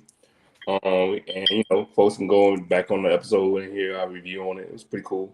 Holds itself up. It's LeBron, right? And second moment was when we went the fuck in on Greg Oden. Yes. The original roast. Roast. Hey, bro, he was ready for Thanksgiving after we got done. But anyway, it was just how smoothly that transition was made. We wasn't even having that plan on the show, but we just went into a roast of Greg Oden old ass. But that's what I was, man. I loved it. It was just the funniest thing in the world how we were just jogging on him because he's old as shit. So, and he looks like he's 30 years older than he's supposed to. These are facts. No facts, bro. One moment, I'm sure somebody else will bring it up. Just having our guests on, man. We had like so many cool guests just to talk about the UGA championship game. Got more on the way, y'all. Woo-hoo. We got something. Woo! We got something cooking. That's all I can say. Love when we have guests on. And Corporal Rivers doing his thing with the interview too, so he always have the questions on deck. Our first one being Brian coming in. We had tag. Thank you, Brian. What we do on our team, man. We had our discussion around table on the 49ers, so we know what it was. So just shout out to our guests that came on the show. Those are my moments. Good stuff, man. I'm definitely going next, man, because I know that Tweet's going to close us out. Real good on the moments though. So I want to see what Tweet has to say last though, man. But for your boy, man, I'm gonna definitely say that one of my favorite moments was when we had Tweet's friend and she talked about the real recruiting that went down, on the college campus. Angelica, man. Angelica, shout out to Angelica. Yeah, man. I met her out in when I was in New Mexico, man. So yeah, man. For sure. Yeah, so definitely shout out to Angelica, man. Like I said, she came in. They see she gave us some like raw insights. And what honestly, I think that show really, defines, or at least it's something that I know I personally, even though I got 3 other great gentlemen, so great upstanding black gentlemen that's also on this show, and of course one of them being the founders or whatever though, man. So again, he blessed me with being all on this great podcast. But just for me personally, I think that episode really just spoke to me of what I want the first rounders to be, man. Like I said again, the episode is called we keeping it 100, and that's what we want to do with y'all, man. Like I said, that's exactly why I shout out the listeners, anybody who's been with us, man. Whether you've been with us since the first episode or if you're just now tuning in now, man, just thank you all. Keep the feedback coming, bad, good, indifferent. Let us know. We want to make this show y'all's, man. Like I said, we want to make this the best, podcast, not just in sports, but what y'all listen to, man. Like I said, we definitely value y'all's time. We want to make sure that y'all's time is worth it. So again, just keep it coming. And I think that's probably one of the reasons why I like that show in particular with Angelica, because she epitomized, at least that interview epitomized what the first rounders is and what we will be. And just building on that, just one of the things that I definitely want to see in the future, man. You all will see that in the future, man. Like I said, just us, being us, and just just keep it 100 with y'all, man. Like I said, we're not trying to be hot take artists. We're not just trying to chase clout. We're just trying to give y'all the best show that we can. That's just all there is to it, man. And of course, y'all heard it. Y'all heard it the very first. Y'all heard it at the very top of this episode. The time for the first 5 seconds of the very first episode, we were the sports reporters. Yeah. Reporters. Man. Another one though, bro, your boy was nervous as hell. I was reporting on. I ain't know what to expect from the episode. The instance I got good with editing video stuff. I was like, damn, I could edit it out now. Back then I didn't know how to, but look at me now. Yes. Oh yeah, man. But again, honestly, but the reason I bring that up too, man, it just shows, again, it was everybody's maiden voyage. Mistakes are going to happen. We're going to still make mistakes. As long as we still have this show, mistakes will be made, man. But again, we don't let the mistakes define us, man. It's just a short chapter, and a much longer story. We could look back on it. We could laugh and say, hey, one of us did this though. But it's just one of those instances where just like, damn, that we came a long way from that point. And again, we got a whole lot more to go. So always appreciate you all. Those are my, defining moments so far in our first 100 episodes. Yes, for sure. So, man, I got a few. I got a few moments, man. Yeah. I mean, my first moment is when the 49ers were doing real bad. When they were looking like, ooh, god dang. When they were looking like, ooh, god dang. Every week, my boy King Leon got on here and be like, these mother ain't doing a damn thing. I said, yeah, I feel you on that. I've been through that a whole bunch of years. with the Jaguars. I'd have been through that a whole bunch of years, so I understand. I understand. And then we were like, oh man, we about to do something. Oh man, we about to do something. Ah, dang. Our quarterback got injured. Ah, dang. In the championship game, quarterback. Yeah, I understand.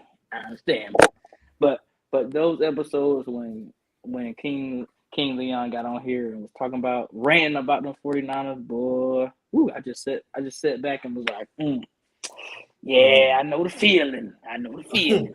For sure.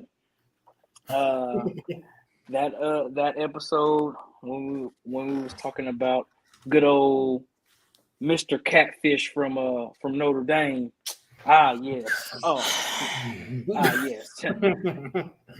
And Mr. T2 Fingers was born. Boy, Yo, man. T2 Fingers. Ah, yes. Yeah. Cause got to put two on. Hey, got to put two on now. If you want to know if it's real, got to put two on there. But anyway, that episode, man, when T2 Fingers was born, the very first episode when First Rounders was born, even though it wasn't First Rounders at first. Hey, the first episode of what we got going on, and now we're at 100.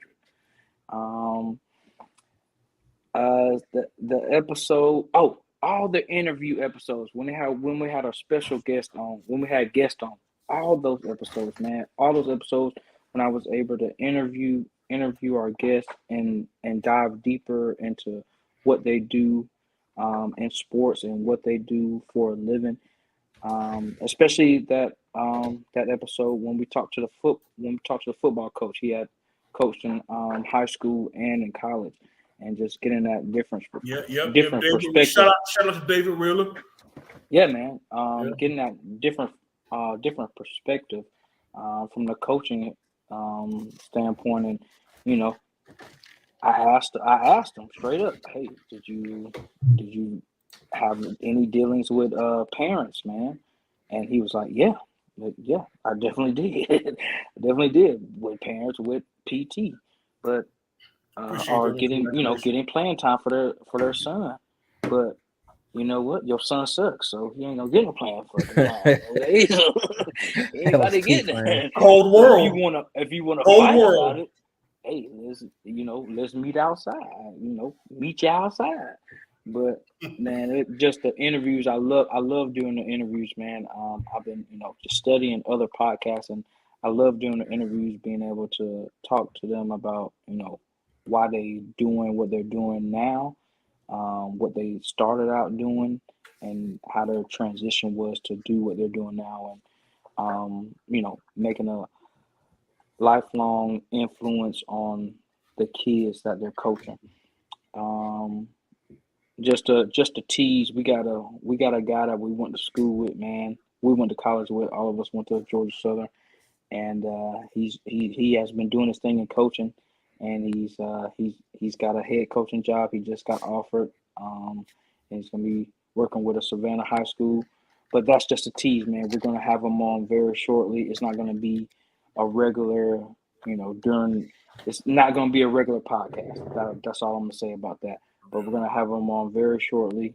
He's a dad, he's a father, and he's a head coach, and he's gonna be a father to some young men for a long time to come. But he's coming on, man. He's already said he's down with it, man. So we're just doing monumental things for us, for our podcast, for what we got going on. Like I said, I love my guys that I'm here with. Young B. Willingham, the founder. Young King Leon. We used to slap them kids back at the Boys and Girls Club back in Bullitt County. I hope nobody really catches on to what I'm saying about that. But they probably haven't, man. They would have found out if they did, bro. You would have found out if they did. So I don't think that. And then shout out to my brother from another mother, the real Reggie, man. Me and Reggie been down since freshman year of college, man. Since we saw that one commercial where a dude was shaving and it went over his lips. Hey, and then hey, that night was crazy because we went back to his room. His roommate was getting dogged out by his girl. Hey man, hey. Shout out to I won't say his name though, man. Shout out to that roommate, man. You know who you are. You know who you are, man. But shout out to you. Let's not do that. Let's not do that. But me and Reggie been me and Reggie done had some fun times, man. Me and all of us, all four of us done had some fun times. I've had fun times separately with each of these three guys, man. So there we go. So it's a big thing, and I'm glad we're still together, and I'm glad we're doing this thing, and we're just having fun with it and learning, and we're gonna get better and better with each episode. So love y'all families, and shout out to the first rounders. Salute to the first rounders for sure. Okay, I like live the first rounders. Yes. You brought the favorite moments into like a not a eulogy, because that means that we're gonna be not no eulogy. Yeah, I'm about to say, what the hell? What the hell? We ain't going nowhere, boy. We got one. You brought what you mean? Like a dedication. Hey, it could be a eulogy to to Zoom, to use the Zoom again. I know, right? So, right. That is crazy. Very much appreciative, Corporal Rivers. You already know what it is, man. This whole podcast has been so cool for me, to be honest with you, because when we got the process started, and Willingham was like, yo, let's just go ahead and chop it up like we always talk about in like group chats, and just talk about in text and whatever, and just have a genuine forum to talk shit about our sports team, man, and sports in general. So we was able to evolve that into 100 episodes, just so dope. So kudos to you for initiating this thing. You know what I'm saying? Yeah. Right? I ain't gonna lie. I thought we weren't gonna get past 10. I did for real. Hold on, B. Hey, we was about to get canceled, boy. Bro. We was going. Hold on, B. Can I say something about that, B? I want to say something. Can I say something about that, B? Speak on it.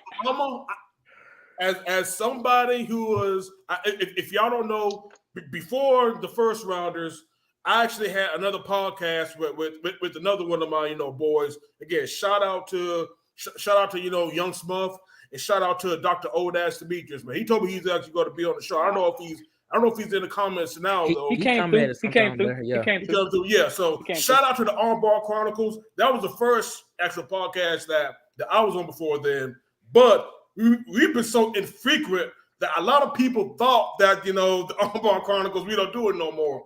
But I can tell y'all that we are going to do a post WrestleMania Armbar Chronicles. So Armbar Chronicles is still here. I'm just going to take this small moment to plug us, because some people have been asking. So the Armbar Chronicles is still here. We're going to come back, man, and we definitely going to give y'all you know who you got to plug. WrestleMania, yes sir. We're going to give you y'all know what we who you think got to about plug right WrestleMania. now.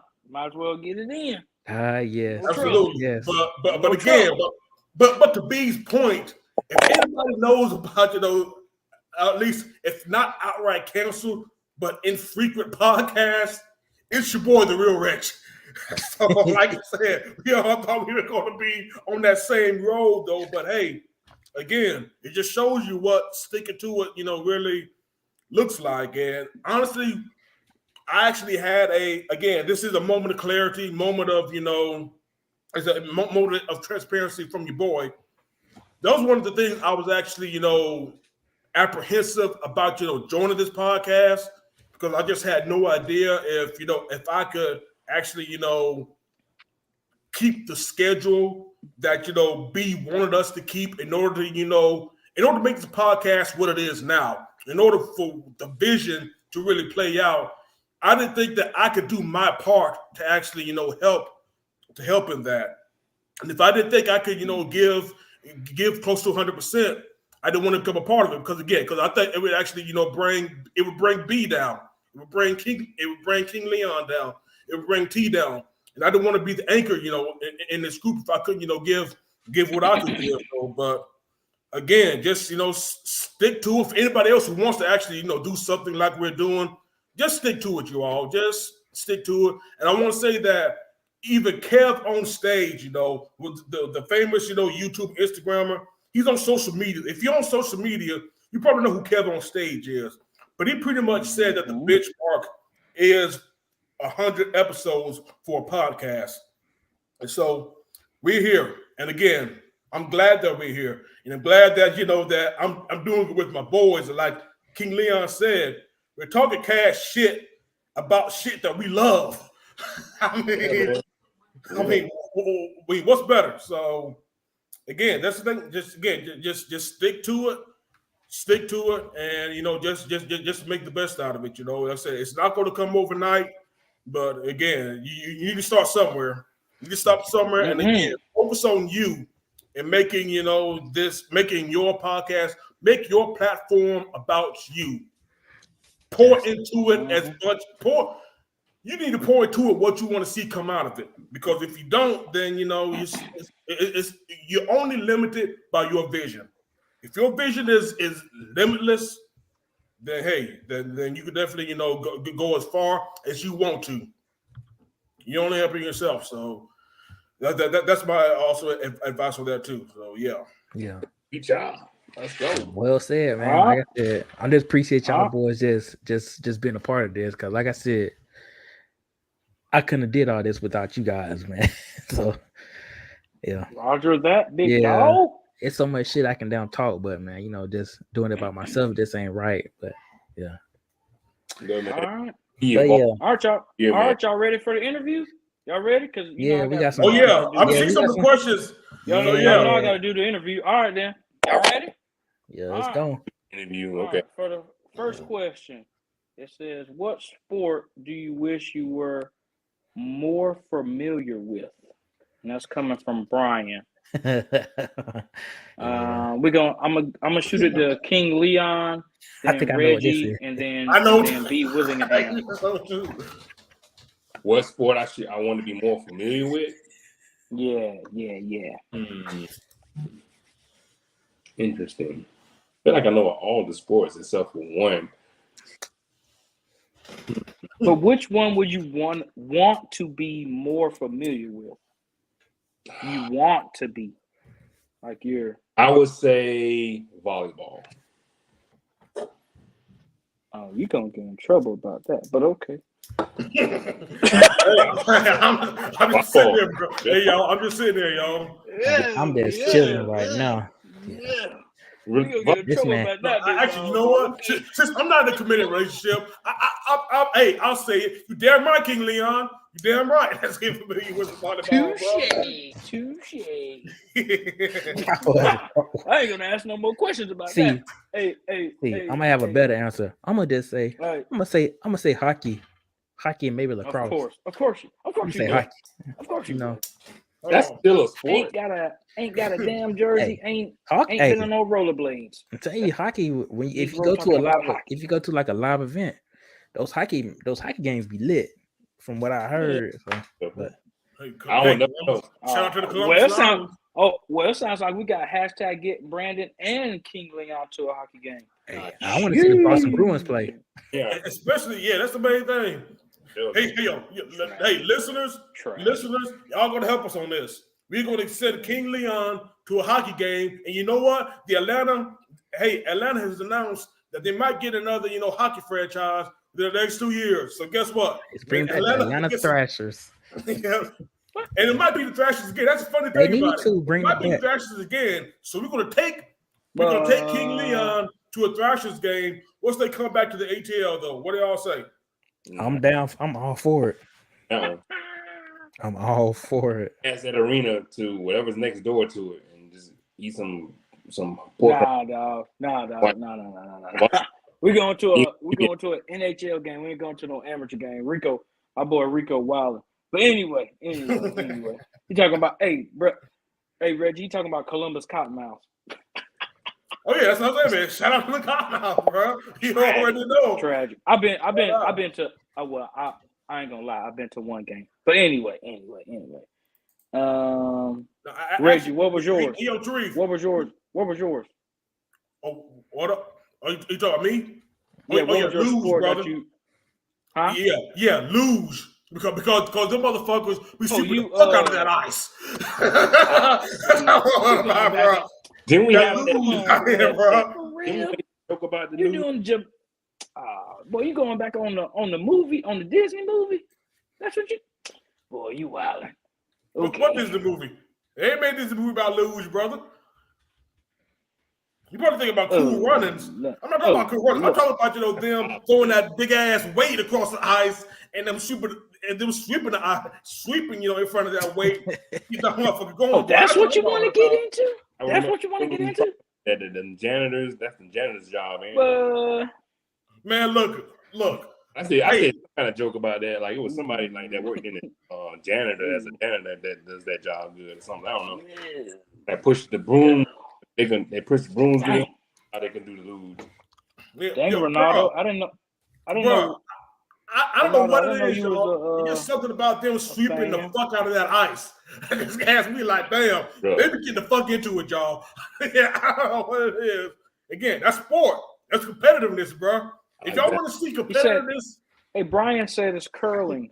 Yeah, curling. We talked about curling one time. That's why. Yeah, curling. Okay, thank you, Brian. Yeah, but you're right, man. Yeah, luge is Cool Runnings. My bad. I'm drinking this rum too much. Yeah. Anyway. Yeah, but it is curling. You're absolutely right. I would say, my sport is the horseback rider, man. Getting on the track, getting on the track, man. Getting a little gambling in. I'm right here by Kentucky, man. So ain't nothing but horses. Thing about it, you ain't gotta nothing but horses up here. Jeez. You gotta be like 4'11" though to be.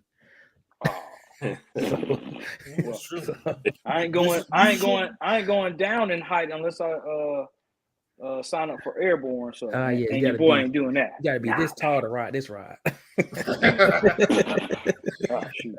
All right. So the next question: if you could cover a non-sports related topic, what would it be? I'm gonna start with my boy Reggie. A non-sports related topic, what would it be? Non-sports related, man. That's actually kind of tough, man. We definitely came out with this one, man.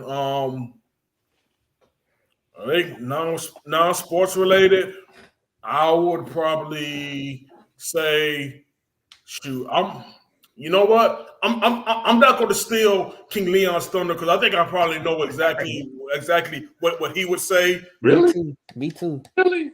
Nah. Yeah, absolutely, man. Like I said, but no, me personally, bro.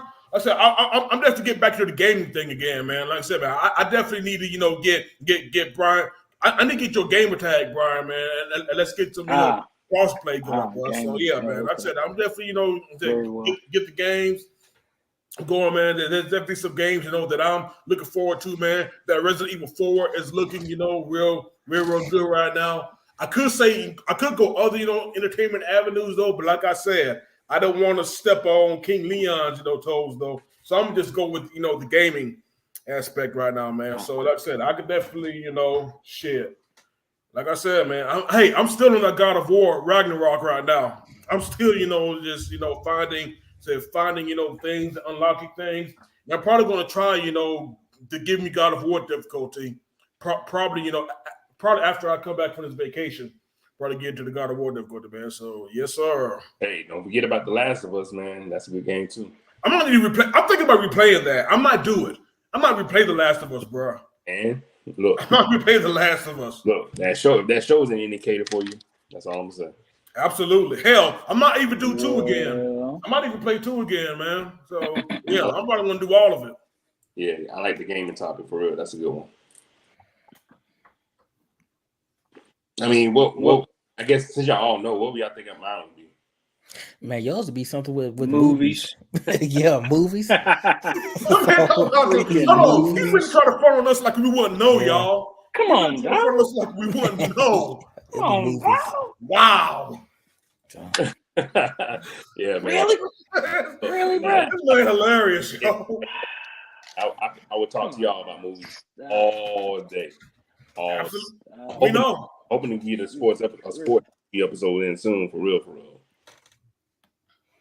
I think that's actually one of the questions we got coming up while you're playing. So yeah, yes, sir. I guess mine Mine be probably something with just talk about. Maybe something be talk about with shoes and just shoes. Yeah, because I love shoes. Yeah, it'd be something with shoes. Because I'm the light skinned sneakerhead. Yeah. So. Yeah, you do got the cool breakdown of the shoe game. So yeah, but I know it's some folks who got a whole bunch of shoes more than I do. I'm like, oh shit. But yeah. Oh yeah, for sure. I think if I could report on anything non-sports related,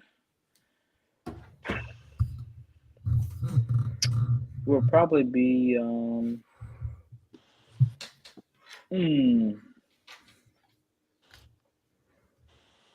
I think it would probably be something with the Boy Scouts, man. I don't know if everybody knows, but I did attain my Eagle Scout status rank before I graduated high school, and I love working with the Boy Scouts, man, and teaching those guys, and just learning from them and them learning from me, and being a role model for those guys. So I'm looking to get into that while I'm here in Tennessee and Kentucky. But yeah, man, that would be something I would report on, just what the Boy Scouts do. I mean, I don't like everything they've been doing the last couple of years, but just being with a troop and being out in the woods with the guys, man, it's good times.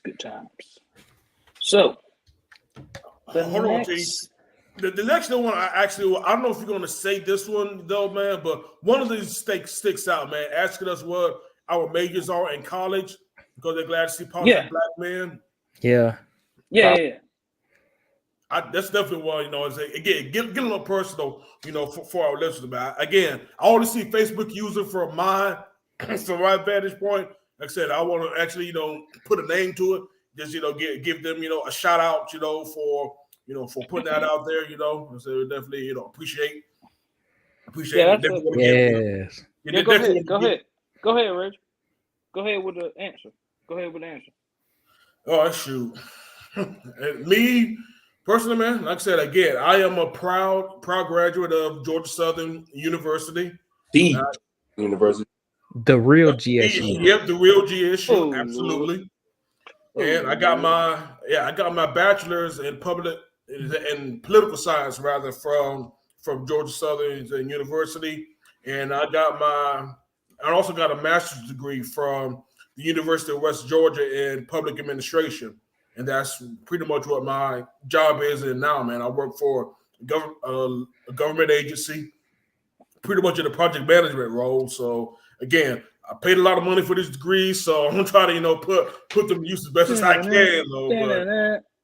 But yeah, man, like I said, I definitely got the bachelor's and masters going, though, man. Again, appreciate whoever put that question out there, because like I said, man, you don't see too many of us, black men, with that with that type of status, and I want to put that out there, man. Like I said, appreciate you.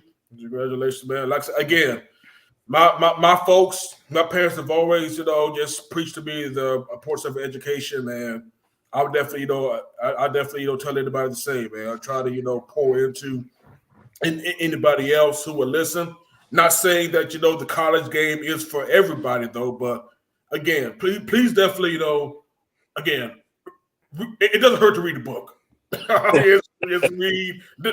These are facts. Don't consume everything from social medias and the visual media, and just read and yeah, like I said, I'm definitely glad, and like I said, I'm definitely glad. Like I said, I'll definitely never trade my my college experience for anything, man. Like I said, I was definitely I was made a man. I was definitely made a man.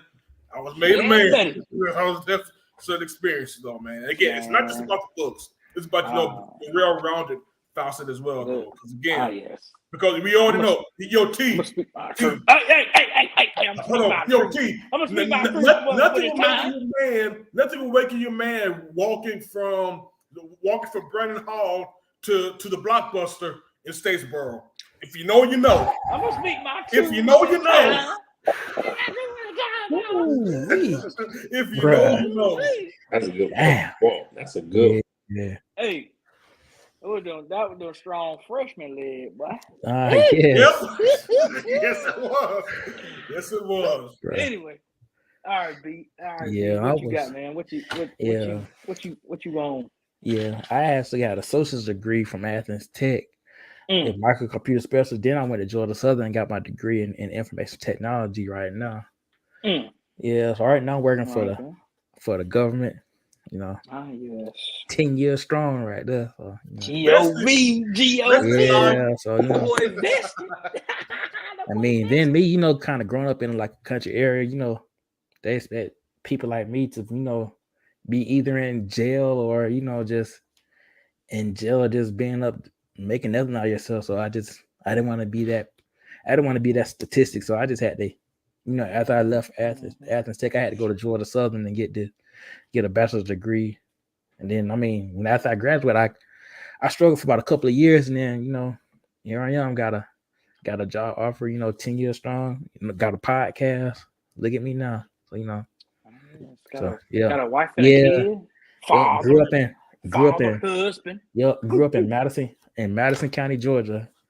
Like, yeah, to see that I grew up in probably population of probably, I'm gonna say probably like 1,100 people. So There we go. So yeah. Real talk. And lastly, Mr. Leon. Nah, man, you gonna be you next after that. I know, so you gotta be the last, bro. Come on now. Yeah, you next after that. Shit. Yeah, man, we got all the accolades, dog. Nah, I know, right? Nah. All right. Went Next, Mr. Leon. Went to the Georgia Southern University. Georgia Southern University. Just know. Here we go. Too. You trying to shit on Ohio State or not? Yeah. Just saying. Ohio State shitted on themselves already. Man. The crazy thing about Georgia Southern, I don't think people knew about it. It was a small program at the time, but I got my bachelor's in film. We had like a budding, like a little film, like it was like a small VZ Hall. There was a place by Window. Yep. VZ Hall. What was exactly what you talking about? Sleazy VZ. Sleazy VZ. If you know, you know. Education department had a film. It was a film studies department. We was like one of the few people that got into that program. I was like, let me just slide in there. And you know, that's VZ Hall too, so you can slide in there doing some other stuff. Hey. But if you know, you know. If you know, you know, right? But nah, I got my degree in film, communication, stuff, man. Also got another thing as well. I got my minors in Africana Studies, man. Shout out to Dr. Seba Jallo. Oh yeah, shout out to Dr. Jallo, man. He was, bruh. If there's somebody who was the man at GSU, bruh, Dr. Jallo. That program was one of the best things that happened to my life, period, because I got to just get into the African diaspora, right? And it was just so dope just to understand that whole. It really kind of molded my views on a lot of stuff. So, and it was crazy that whole program was in a small ass trailer, which sucked. So, you know what I'm saying? Because like that trailer had so many books of knowledge that I don't think folks even know about. But got that minor in African Studies, and I stayed and got my master's in public administration, nonprofit, and that's what I was doing. That's what I'm doing up here in the A, man, working into them fields like that. Yes. Nonprofit has been really a big thing to me because working at the Boys and Girls Club, like Therese said, smacking kids in the back. I know what you're talking about. This guy. You're talking about. You're gonna be quiet now about it, right? See, that's how these college basketball coaches right now, they getting fired for doing stuff like that. You know. Yep. Motherfuckers going back in years ago. Oh, yeah, he worked there. And then they trying to find the kids and interview them and shit. The kids would feel different back then, man. So being able to catch that, take information, and working with nonprofits, like you, Reggie, going to the public administration, but I went more nonprofit. As you probably went more public sector. Yeah, public sector. Yep. And like I said, that's why I'm up here in Atlanta now, man. Just more. My goal is to eventually merge the two together and do nonprofit and a film, and kind of get like some access to kids in the area that will never probably get access to film and kind of get that pumping and jumping again. So we'll see how that works.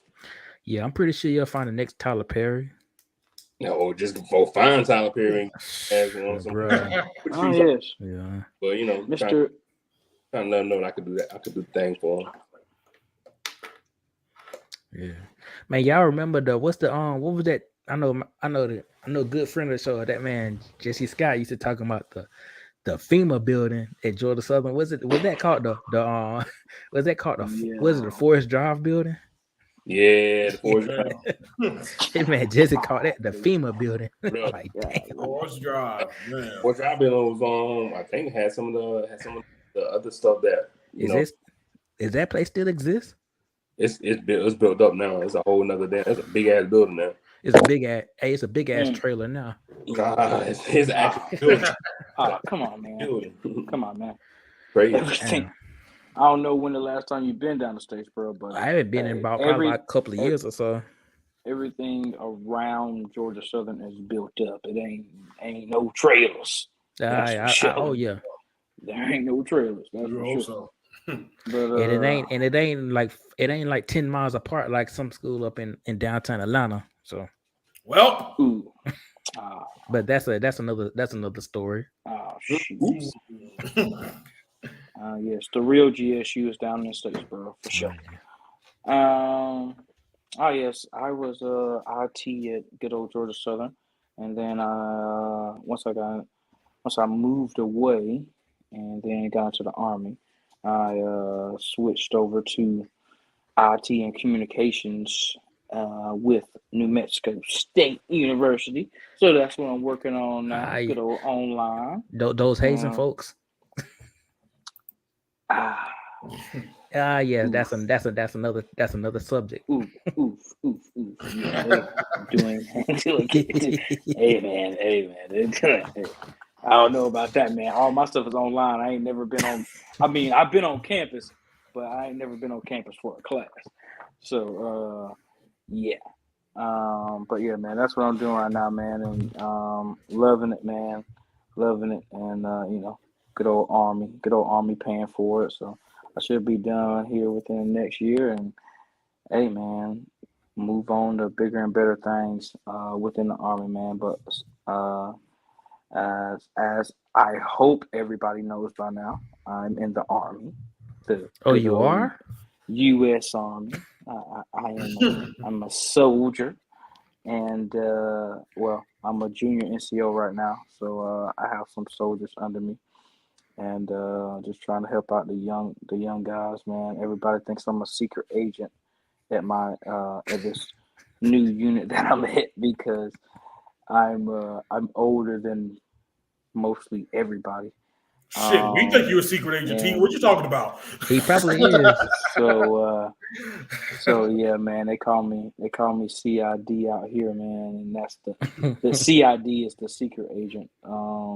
CID plants people in units to see, what's going on and if they're violating any regulations. So my whole unit thinks I'm CID. So I just try to play it cool, man. But Fort Campbell is fun, man. It's way more things to do here. Nashville's only 45 minutes away. Hopefully, y'all boys we can all meet up in Nashville one day and one weekend and have a good time. But yeah, loving the Army, man. Everything's going well for myself, and I do it for my family, and I do it for my friends that are my close friends. That's what I do it for. I don't know. They ask people, why did you get into the Army, or why do you stay in the Army and keep doing what you're doing? And I do it to protect my family first, and then I do it to protect my friends, because it's only a couple people that can get up and get yelled at for 6 to 12 weeks, and then get yelled at some more when you go to your training for your job. So I don't mind taking orders, but everybody knows I'm older, so we're gonna come with respect first and manners, And then if we need to have a grown-up conversation, then we can have that grown-up conversation. But hey, if you start yelling, don't worry about talking to me, dog. We're gonna have a civil conversation, and we're gonna get the mission done. But that's all. And that's it, man. So I'm just happy where I'm at, and I'm happy where we're at with the good old podcast for sure. Cool. Let us see here. So, let's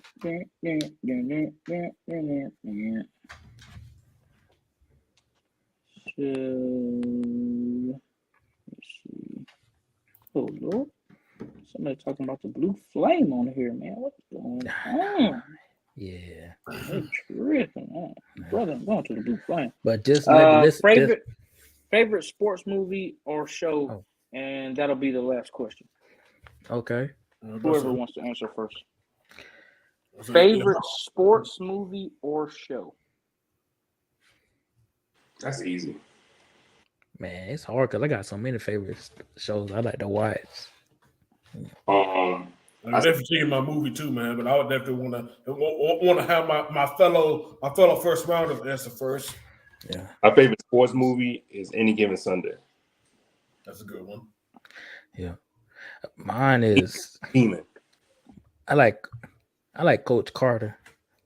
Cause yes. I like Coach Carter, then I like Remember the Titans. I like that too. I like it's so many There's a lot of good shows ones. that I like. Yeah. A lot of good ones out there. You know, my favorite TV show was The Game. You know, I haven't seen the new one yet, but it's just not it didn't like what it used to be. You know, that man Jason Pitts, bro, that was like my favorite. Like, dang, this man, I ain't never seen somebody Jason so cheap. Pitts was that guy, man. Be like a millionaire, be so damn cheap. I'm like, bro, you kiss my ass, Jason Pitts. He was. Yeah, he was. Brian already knows. Brian knows what time it is. Oh yes, man. No, y'all, man. Like I said, again, there's so many good ones. You already mentioned them, man. You know, of course, Any Given Sunday, Willie Beeman, the Willie Beeman song, classic. You know, damn, Remember the Titans. You know, hell, hey, Denzel Washington, you know, definitely elevates any and everything that he's in. But for your boy, though, man, just for purely both, you know, the nostalgia that's involved with it, and plus, you know, it involves, you know, hey, America's pastime, man. I got to go with The Sandlot. Ooh. I forgot about The Sandlot. Killing me, Small. And you know what? I forgot all about Major League. Like, that's my favorite. That was kind of my favorite baseball movie. Yeah, Major League. And we all gonna put in at Major League 2. They switched out Wesley Snipes for what's my guy? For Omar Else. And then down Loving Basketball. Damn, I'm like, bro, like y'all need to just give me like about 5 minutes, like to write down my favorite shows. I like, yeah. On Loving Basketball, shoot, man. Bro, so many people, man. So many people our age, you know, especially now. Loving Basketball doesn't really hit until you actually get to be our age. Yeah. You know, start living that experience. Ooh, so now later, Brian, the MVP. Yes, absolutely. Again, hey, as the man who is not in a committed relationship right now, Brian. I think this might be the post of the day. Oh, it's absolutely the post of the day right there, yeah. bro. You already know. Hey, man. Brian, we know you're still listening and you're still hanging with us. We love you, man, and we need you on the next show. Yeah. We need you on the next episode, brother. So come on now. Yeah. Probably not in episode 101 because it's gonna be a petty episode. I'm just letting you know. So it's gonna be the March Madness episode, and your boy's gonna be petty as hell. So Brian, I don't think you're not gonna be on 101. We'll let you be on 102. So. Oh yeah. We need B to get his bars off. Yeah. Okay, so and Brian, in 2 or 3 weeks, we need you. We're gonna need your presence, brother. That'd be So around the go ahead draft. and- go No, it ahead. won't be draft time with nah. Go ahead and get your Draft stuff not together. pushed into April. So Got you. Yeah. Oof. Yeah. There we go, man. But yeah. Oof. Shout out to Brian Takashi. Yes. Hey-oh. Let me bring up one last question for you guys that came in the comment. Could be one it is for what it was. One of our favorite contributor in the Facebook group, Wolverina. She asked, "Who's going?" I wonder why. I wonder why too. Who's gonna be in the Super Bowl? Man, It won't be the Houston who gonna Oilers. win the Super Bowl? It won't be the Houston Oilers. I'm just gonna let y'all know. Great point. So, and it won't be the Houston Texans either, or the Chicago Bears, or the Cleveland Browns. They got a better chance than 2 teams I just said, but they're not gonna be. She said not. She said not Mahomes, so we can't say Kansas City. We said that. Not the Chiefs though. Yeah, that's fine. Shoot. You already know, man. Shit. Hey, you already know, man. Hey, this is the meaning of fanhood right here, man. We're gonna run the Bills. We're gonna run the Falcons in the Super Bowl next year. Let's go. Ooh, the Falcons and the Bills. Okay. Yeah. Man, T. Why you looking like that, T? Yeah, the Falcons could win a division though, for real. If they get Lamar Jackson. Y'all got to get Lamar Jackson. I don't even think with Falcons Lamar Jackson don't do a damn. Because ain't nobody in the NFC South that's good. But like we said, bro, we just need to win the division. Jackson Eagles, bro. Win the division. Jackson Eagles. I don't think the Eagles gonna be there next year either. Jackson and Eagles. I don't think the Eagles gonna be in there. That's just me. Ronaldo, ain't feeling it. Y'all know in your hearts what that team's gonna be for the NFC that's gonna represent the Super Bowl. Y'all know that. Y'all know that. Just stop. I need you to stop that. Come on. Who? 40 fucking Niners. What do you think it's gonna be? Hey man, your girl said you're a closet Falcons fan. So there we go. Who gives a damn about the Niners? I ain't got nothing for that at all. Okay. You got pillow talk. Pillow talk that got you in trouble all night tonight. I don't know why. I was on some kind of love or whatever. But whatever. I'm off this now though. Falcons ain't shit. So it's gonna be 49ers. 49ers probably. That's what he's saying on live, y'all. That's what he's saying on live. It would be nice to see 49ers. When it gets dark and he's laying his head against the pillow. Yeah, the Falcons, baby. The Falcons, baby. The Falcons gonna do that thing. That's in the multiverse of madness right there, bro. Yeah. The funny thing is, man, the funny thing is, Wolverine is an Inks fan, unfortunately. Yeah. But you're still one of our favorite people, though. Hey, shout out to her for contributions, though. Sure.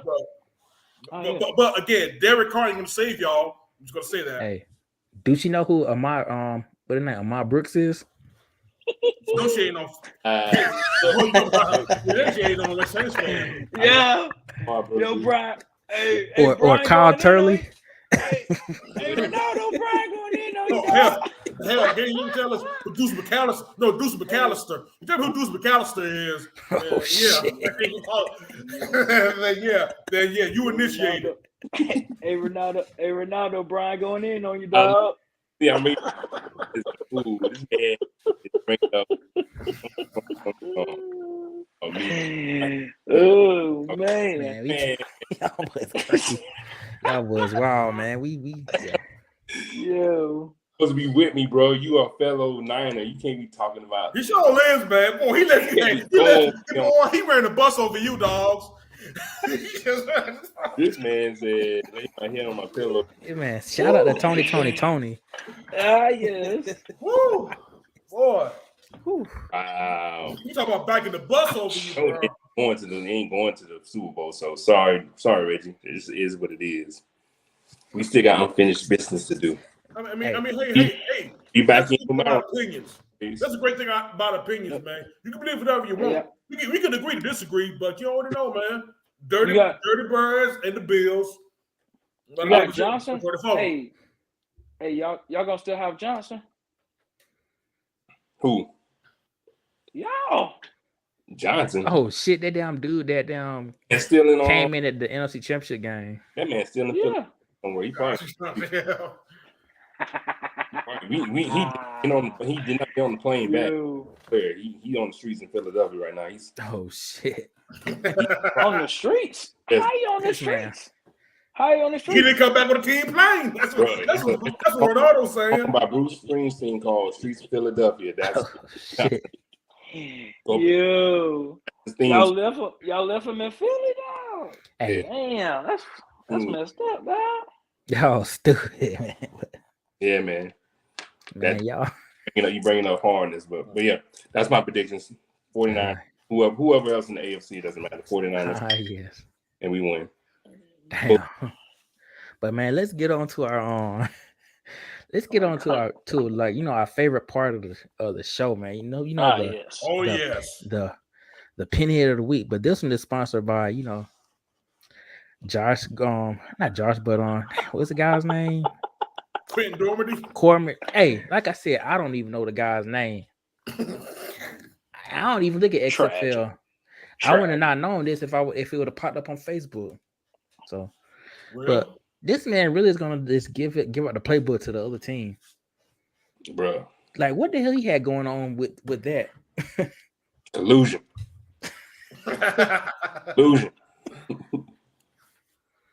Yo, my man really gave away plays.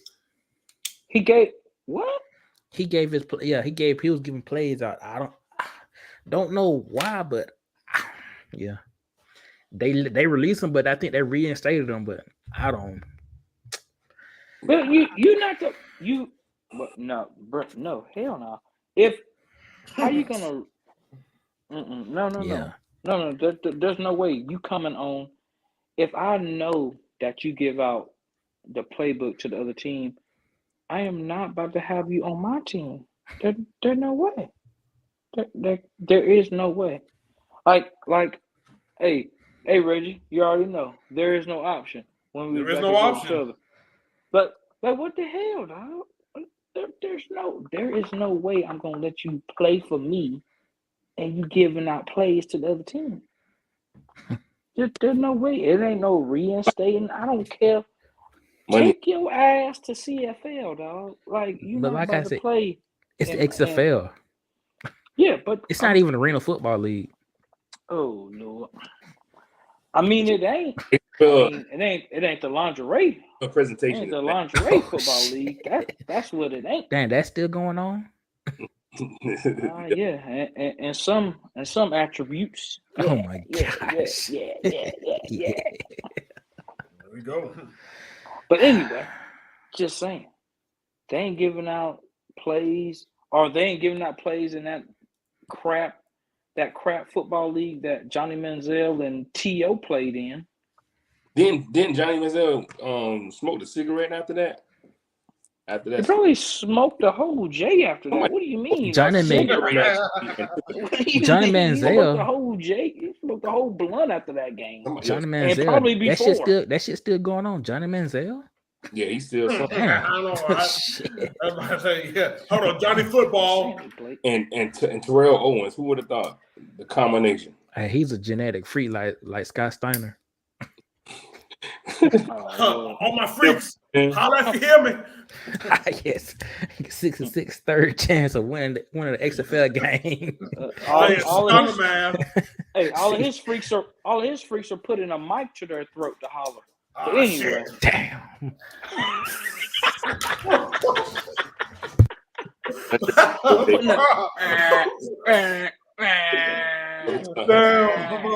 And of course, Tweep still takes it there. Take it there every time, my boy. You already know. Yes, sir.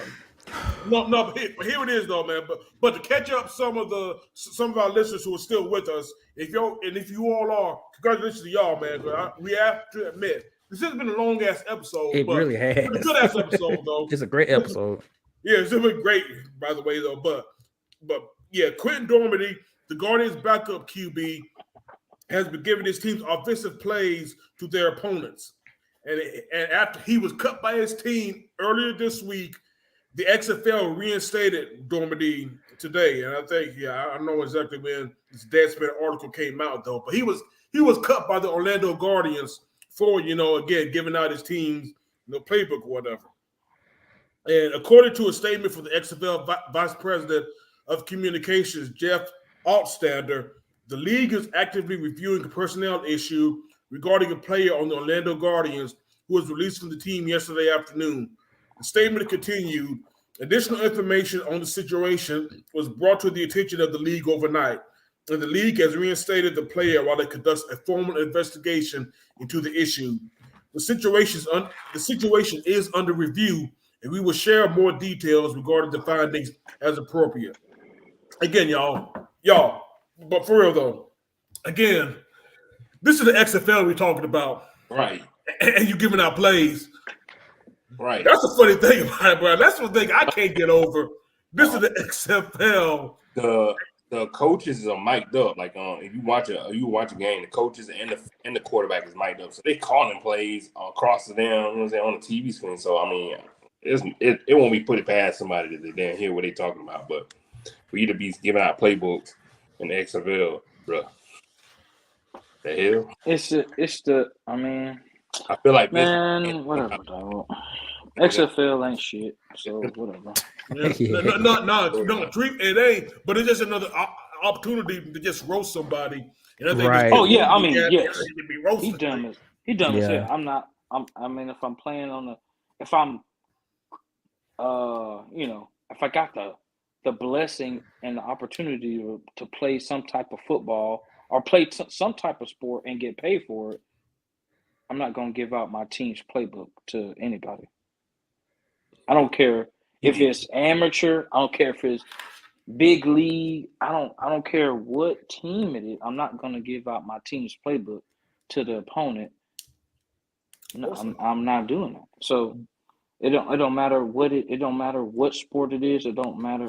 It don't matter what team sport it is. It don't matter what level. If it's amateur or if it's, the big four, I'm not giving out the team playbook to anybody.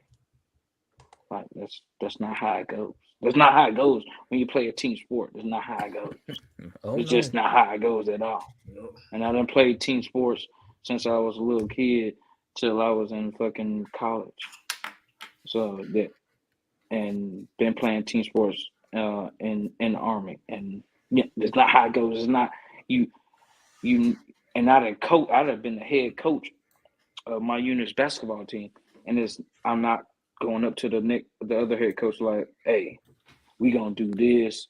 We run these plays. No, what the hell, man? Like, no, you don't tell the opponent what you gonna do.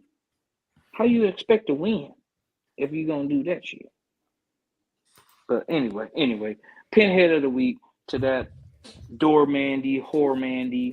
Doorman, I don't know. Man, just kick him out the goddamn league. I don't know why they reinstated something named Dormady. Thought was a good idea to give away. He's a freaking doormat. That's what he is. He's a freaking doormat. Somebody who looks like Johnny Gargano. Damn. I hit the Gargano. Not Johnny Wrestling. Johnny Wrestling. Yeah. But look, Josh Gordon is eating out there on XFL right now. So he is. Man, I don't know if that's eating and blazing too, probably. He has probably. So. But hey, The Rock. Hey, do you think, Rock? Huh? Yeah. Hey, he winning somehow. I don't know. I say Pete Rose is actually good. They just need to get that man in the Hall of Fame. They put him in the Hall of Fame. Yeah, Pete Rose actually played in the real professional league. Yeah. Just do some shit there. Yeah. Again, he can do some shit in the XFL and NFL, but like, yeah, you were just fucking around there, man. Like I said, again, if he had any type of game, he was just saying. He was just saying what's worse is it that's what I'm saying. That's what I'm saying. Yeah, I agree. I say Pete Rose because XFL. Like they took them about 3 times to get them like a league to come up. I'm gonna say Pete Rose because Right. I know. I say Quinten Dormady because again, why though? I mean, really? Are you trying to get an edge playing in the XFL? Like, really? What though? Yeah, that's my thing. That's my thing about it, guys. You can Why play you trying one to get an game edge and in the still. XFL? I mean he making himself look bad in a way if he getting his plays. I'm like, yeah, bro, you ain't gonna get no work after that. No, you are not gonna get any more work. Hey. You is a snitch on the team. He might You're not about to get no more work after that. He might get an accounting like, job. Trying to go CFL, trying to go NFL. You're not going. No, hell no. Here it is. Yep. Mm-mm. That is crazy. That is crazy. But yeah. But guys, this is a 100 episode. This was a great episode. One of the best episodes I ever had. I just hate that it's got to come to an end. Dang. Hey, I ain't gotta go to work tomorrow, man. Hey. So shit. Aren't you cool? You too cool for school, man. Yeah, must be. Yeah, he nice, is too cool for school. But bullshit. Yeah. But with that being said, y'all boys got any shout outs before we wrap this thing up? No, I don't have any shout outs. Hey man, I'm gonna go ahead and pop it off, man. I just wanna thank God that all 4 of us are still here, still able to communicate with each other about the show, this podcast that we're doing, and we're able to come to agreements on what we want to talk about, and who we want to have on the show, and what we want to do with the show, and what we want to do in the future with the show. So I'm just happy that we're all, we all have our different ideas, but we can all come to a compromise and do what we need to do for the show and for our listeners. I'm thankful for my parents. I'm thankful for my girl. I'm gonna see her soon, and then I'm gonna see Reggie and Brandon soon for sure. But just for real though, keeping it 100 as the title goes. Really happy that us 4 are able to do this, and we do it, in our spare time. We all have busy schedules, and sometimes all of us are not able to get on the podcast, but the other 2 or 3 people will pick it up and go with it and run with it and still have a good show. So I'm just glad that we're all able to stick to it, and hey, we made it to 100, and we're gonna keep rolling. And especially I love our sponsor, CJ Sneaker Labs. Hey man, y'all go check him out, man. He doesn't just do sneakers. He does other shoes as well. So if you got some rundown shoes that you want to send to him, check him out on Instagram, check him out on Facebook. CJ Sneaker Lab. Check out our sponsor, man. That's our guy. And that's it, man. It has been fun. It has been a learning experience, and we're just gonna keep learning and keep doing new things until we make our mark out here. But hey, we own everything except for Pandora. So F Pandora. I didn't gave up on Pandora. But it's all good. It's all good. After episode 1. We got Jesus Christ.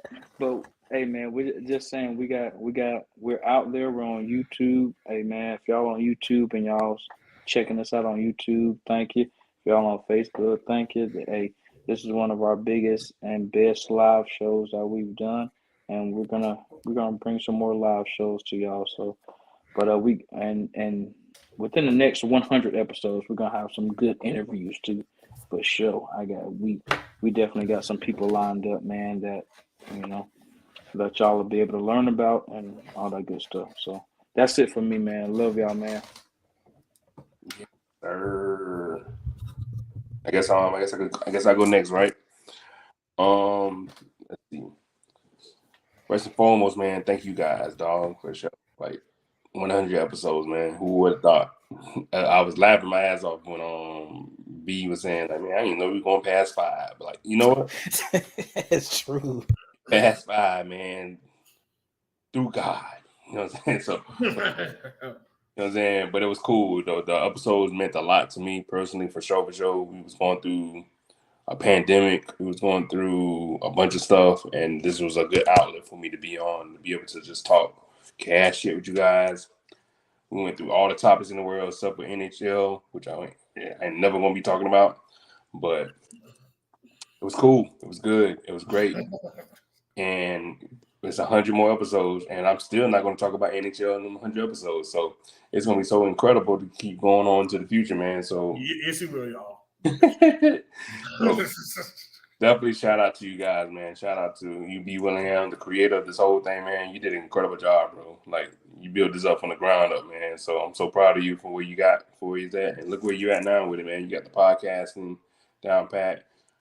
We got everything putting in with the producing credits, man. So it's so dope to see where you at and going forward with it. So, you know, kudos to you and to future endeavors on how it's going to work out. Of course, to you, the real Reggie, man. You already know how it is, man. We had R&R episodes here when we couldn't, with nobody else there. It was gonna be me and Reggie, so the R&R episode was gonna be good.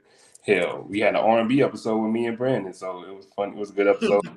So it was just cool to have everything that was like that was placed into the situation and just came out to be the way it was. Corporate Rivers with his funny ass coming in with some wild, outlandish shit. It's just saying out of the blue. I'm like, but it worked for whatever reason. It just flows together. So you know what I'm saying? For sure. Like, you can't have this show without Corporate Rivers saying some crazy, outlandish shit. But also it makes sense. So that's really the dedication, man. That's cool. So it's awesome to be part of this with you guys, and I can't wait to continue doing more and more episodes, y'all.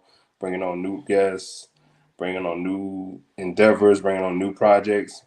Hell, we might do an episode about going to a hockey game, but I'm not going to do it. I'm not going to be there.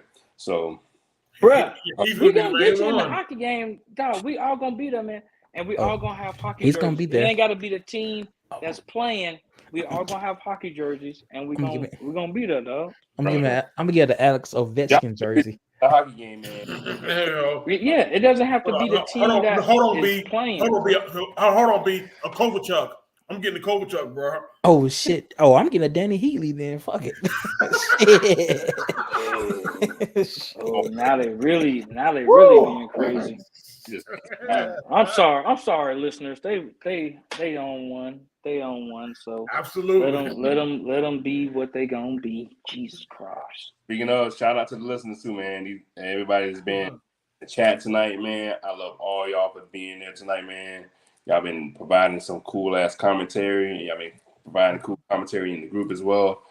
You guys showed dedication, which I really love. Shout out to my girl that's been showing me the dedication and just showing support. Like she's amazing, man. So you got to get like the best thing. Just saying that. And shout out to everybody that's been listening. Everybody's been listening in the past. People that may have fell off and just left. Kudos to y'all too, because y'all still listen and y'all left. Shout out to everybody that's the podcast has been on Spotify, Apple Music, Pandora, can fuck off. And shout out to Creed 3, man. Creed 3. That's a sport. That's another sports movie that could be up there in respect. Good sports movie. Absolutely. So good. Absolutely. Creed 3 was so good. So I want y'all folks to go check that out. It's an incredible culmination of Adonis Creed. Shit, that actually may be, you know, the next sports podcast movie. Hey, look, I'm down with that because Creed 3 was the shit. So you know what I'm saying? Like, so folks need to go out there and check it out, man, because it's really good. I wanted to get some more shine, and that's it, man. Until the next time, until the next 100 episodes. Yeah, no doubt, man. Should I'm just keeping short and sweet, man, since I gave a lot of shout outs throughout the episode, though. But of course, we couldn't do this without you, the listeners, man. Everybody who joined us tonight, who's been joining us through the first 99 episodes, And even those who joined us, for just a couple or who just joined us tonight, man, just thank you all for just listening, listening to our voices, giving us a platform. And we hope you just stick with us. Hey, like Brian said it, man, stick with us through the next 100,000, man. We definitely got something for y'all, for y'all in the future, man. So just definitely, we're here. And we're definitely, going to keep bringing it the way that y'all know how to, man. And of course, shout out to my boys, man. Shout out to our founder, B. Willingham, the visionary. We got to shout out to the Heart King Leon. It says shout out to the Spirit, my brother from another mother, Corporal Rivers.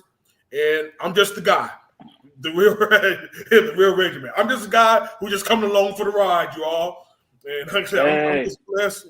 I'm just blessed to be a part of it, man. And hey, folks that live in Atlanta, man, holler at him if you want them potholes filled up, man. He'll let you know. He'll let you know when they're getting filled up for sure. That'd be about pretty 3. Much, yeah. Like be about 3 to 5 years. That means probably not in your lifetime, but yeah. Let you know that, though. But yeah, man. But we definitely love y'all, man. We love the support. Just keep, just keep rocking with us, man. We definitely love y'all, and again, man, just watch us work. Watch us work. Yes, well said, man. Just shout out to you guys. This has been a part of my foolishness. Actually means a lot for us. After episode 1, when was the sports reporters. So, but just letting the folks know who haven't really listed this whole episode, it will be on all our streaming platforms tomorrow as well. Mm-hmm. I'm gonna give a shout out to StreamYard for letting me taking the money out of my account just to put this on there for you guys. Y'all taking my money. Y'all are the real MVPs. Just Hey y'all. I don't know if y'all can see that in the corner right there, but that's the first rounder's mask. Yes. The first rounder's mask that we got. Yeah, and hopefully we can try to get more. Try to do hoodies, fool. Hoodies. Hey, it's getting too hot for hoodies, man. But yeah, I need a hoodie, bro. We're gonna try to get more a dry fit t-shirt. We're gonna try to get more merchandise, and we're gonna probably try to do more episodes like this as well. Just yes. Yeah, and like I said, the live feedback is cool. Just give our feedback, except for Duke fans. Y'all feedbacks don't mean shit to me. So I'm just saying. Bruh, chill. But yeah, chill. I gotta give a shout out to before we wrap this thing up. I need to give a shout out to Kennesaw State on winning the Atlantic Sun. Yeah, that's the only college team right now that's in Georgia that's good right now. 26-8. 2019-2020 season, they went 1-28. So you got to give a shout out to the head coach. I think he might be related to Sharif Abdul-Rahim. So, but yeah, I think he is, man. I want to say that 92.9 interviewed him earlier this week, man. So yeah, I definitely think that is the case, B. Oh, okay then. Mm-hmm. And yeah, and shout out to my wife Skylar for putting up with my craziness this week. I know I've been kind of, all stressed and nervous trying to make this show perfect. But I mean, if it weren't for you, just like, hey, you should do like a live episode. She just kept saying that and saying that and saying that, and finally, it got to me like, hey, do a live show. So I mean, this live episode wouldn't be nothing without her. So definitely shout out to Skylar for the vacation coming up. Yes. And yeah, first rounders are going on vacation next week. So we'll be having an early episode. So, and shout out to the Black Moms as well. Black Mom Occasions Atlanta. Right, Mom. Oh, Occasions Atlanta. Yeah. Black Moms Occasions Atlanta. Check them out. Hey, Black Moms is on. Hey, Black Moms is on YouTube. Yep, it's on YouTube and Instagram. The new episode should come out. Check it out. The new episode should come out tomorrow. I know they did a live episode before we start our show, but yeah, it's wet. Yes. Wrong, bro. But yeah, but I ain't got nothing else. But yeah, hope y'all listeners definitely enjoyed this. And episode 101, it's gonna be an early episode because like I said, we first round is going on vacation. So we gotta do this.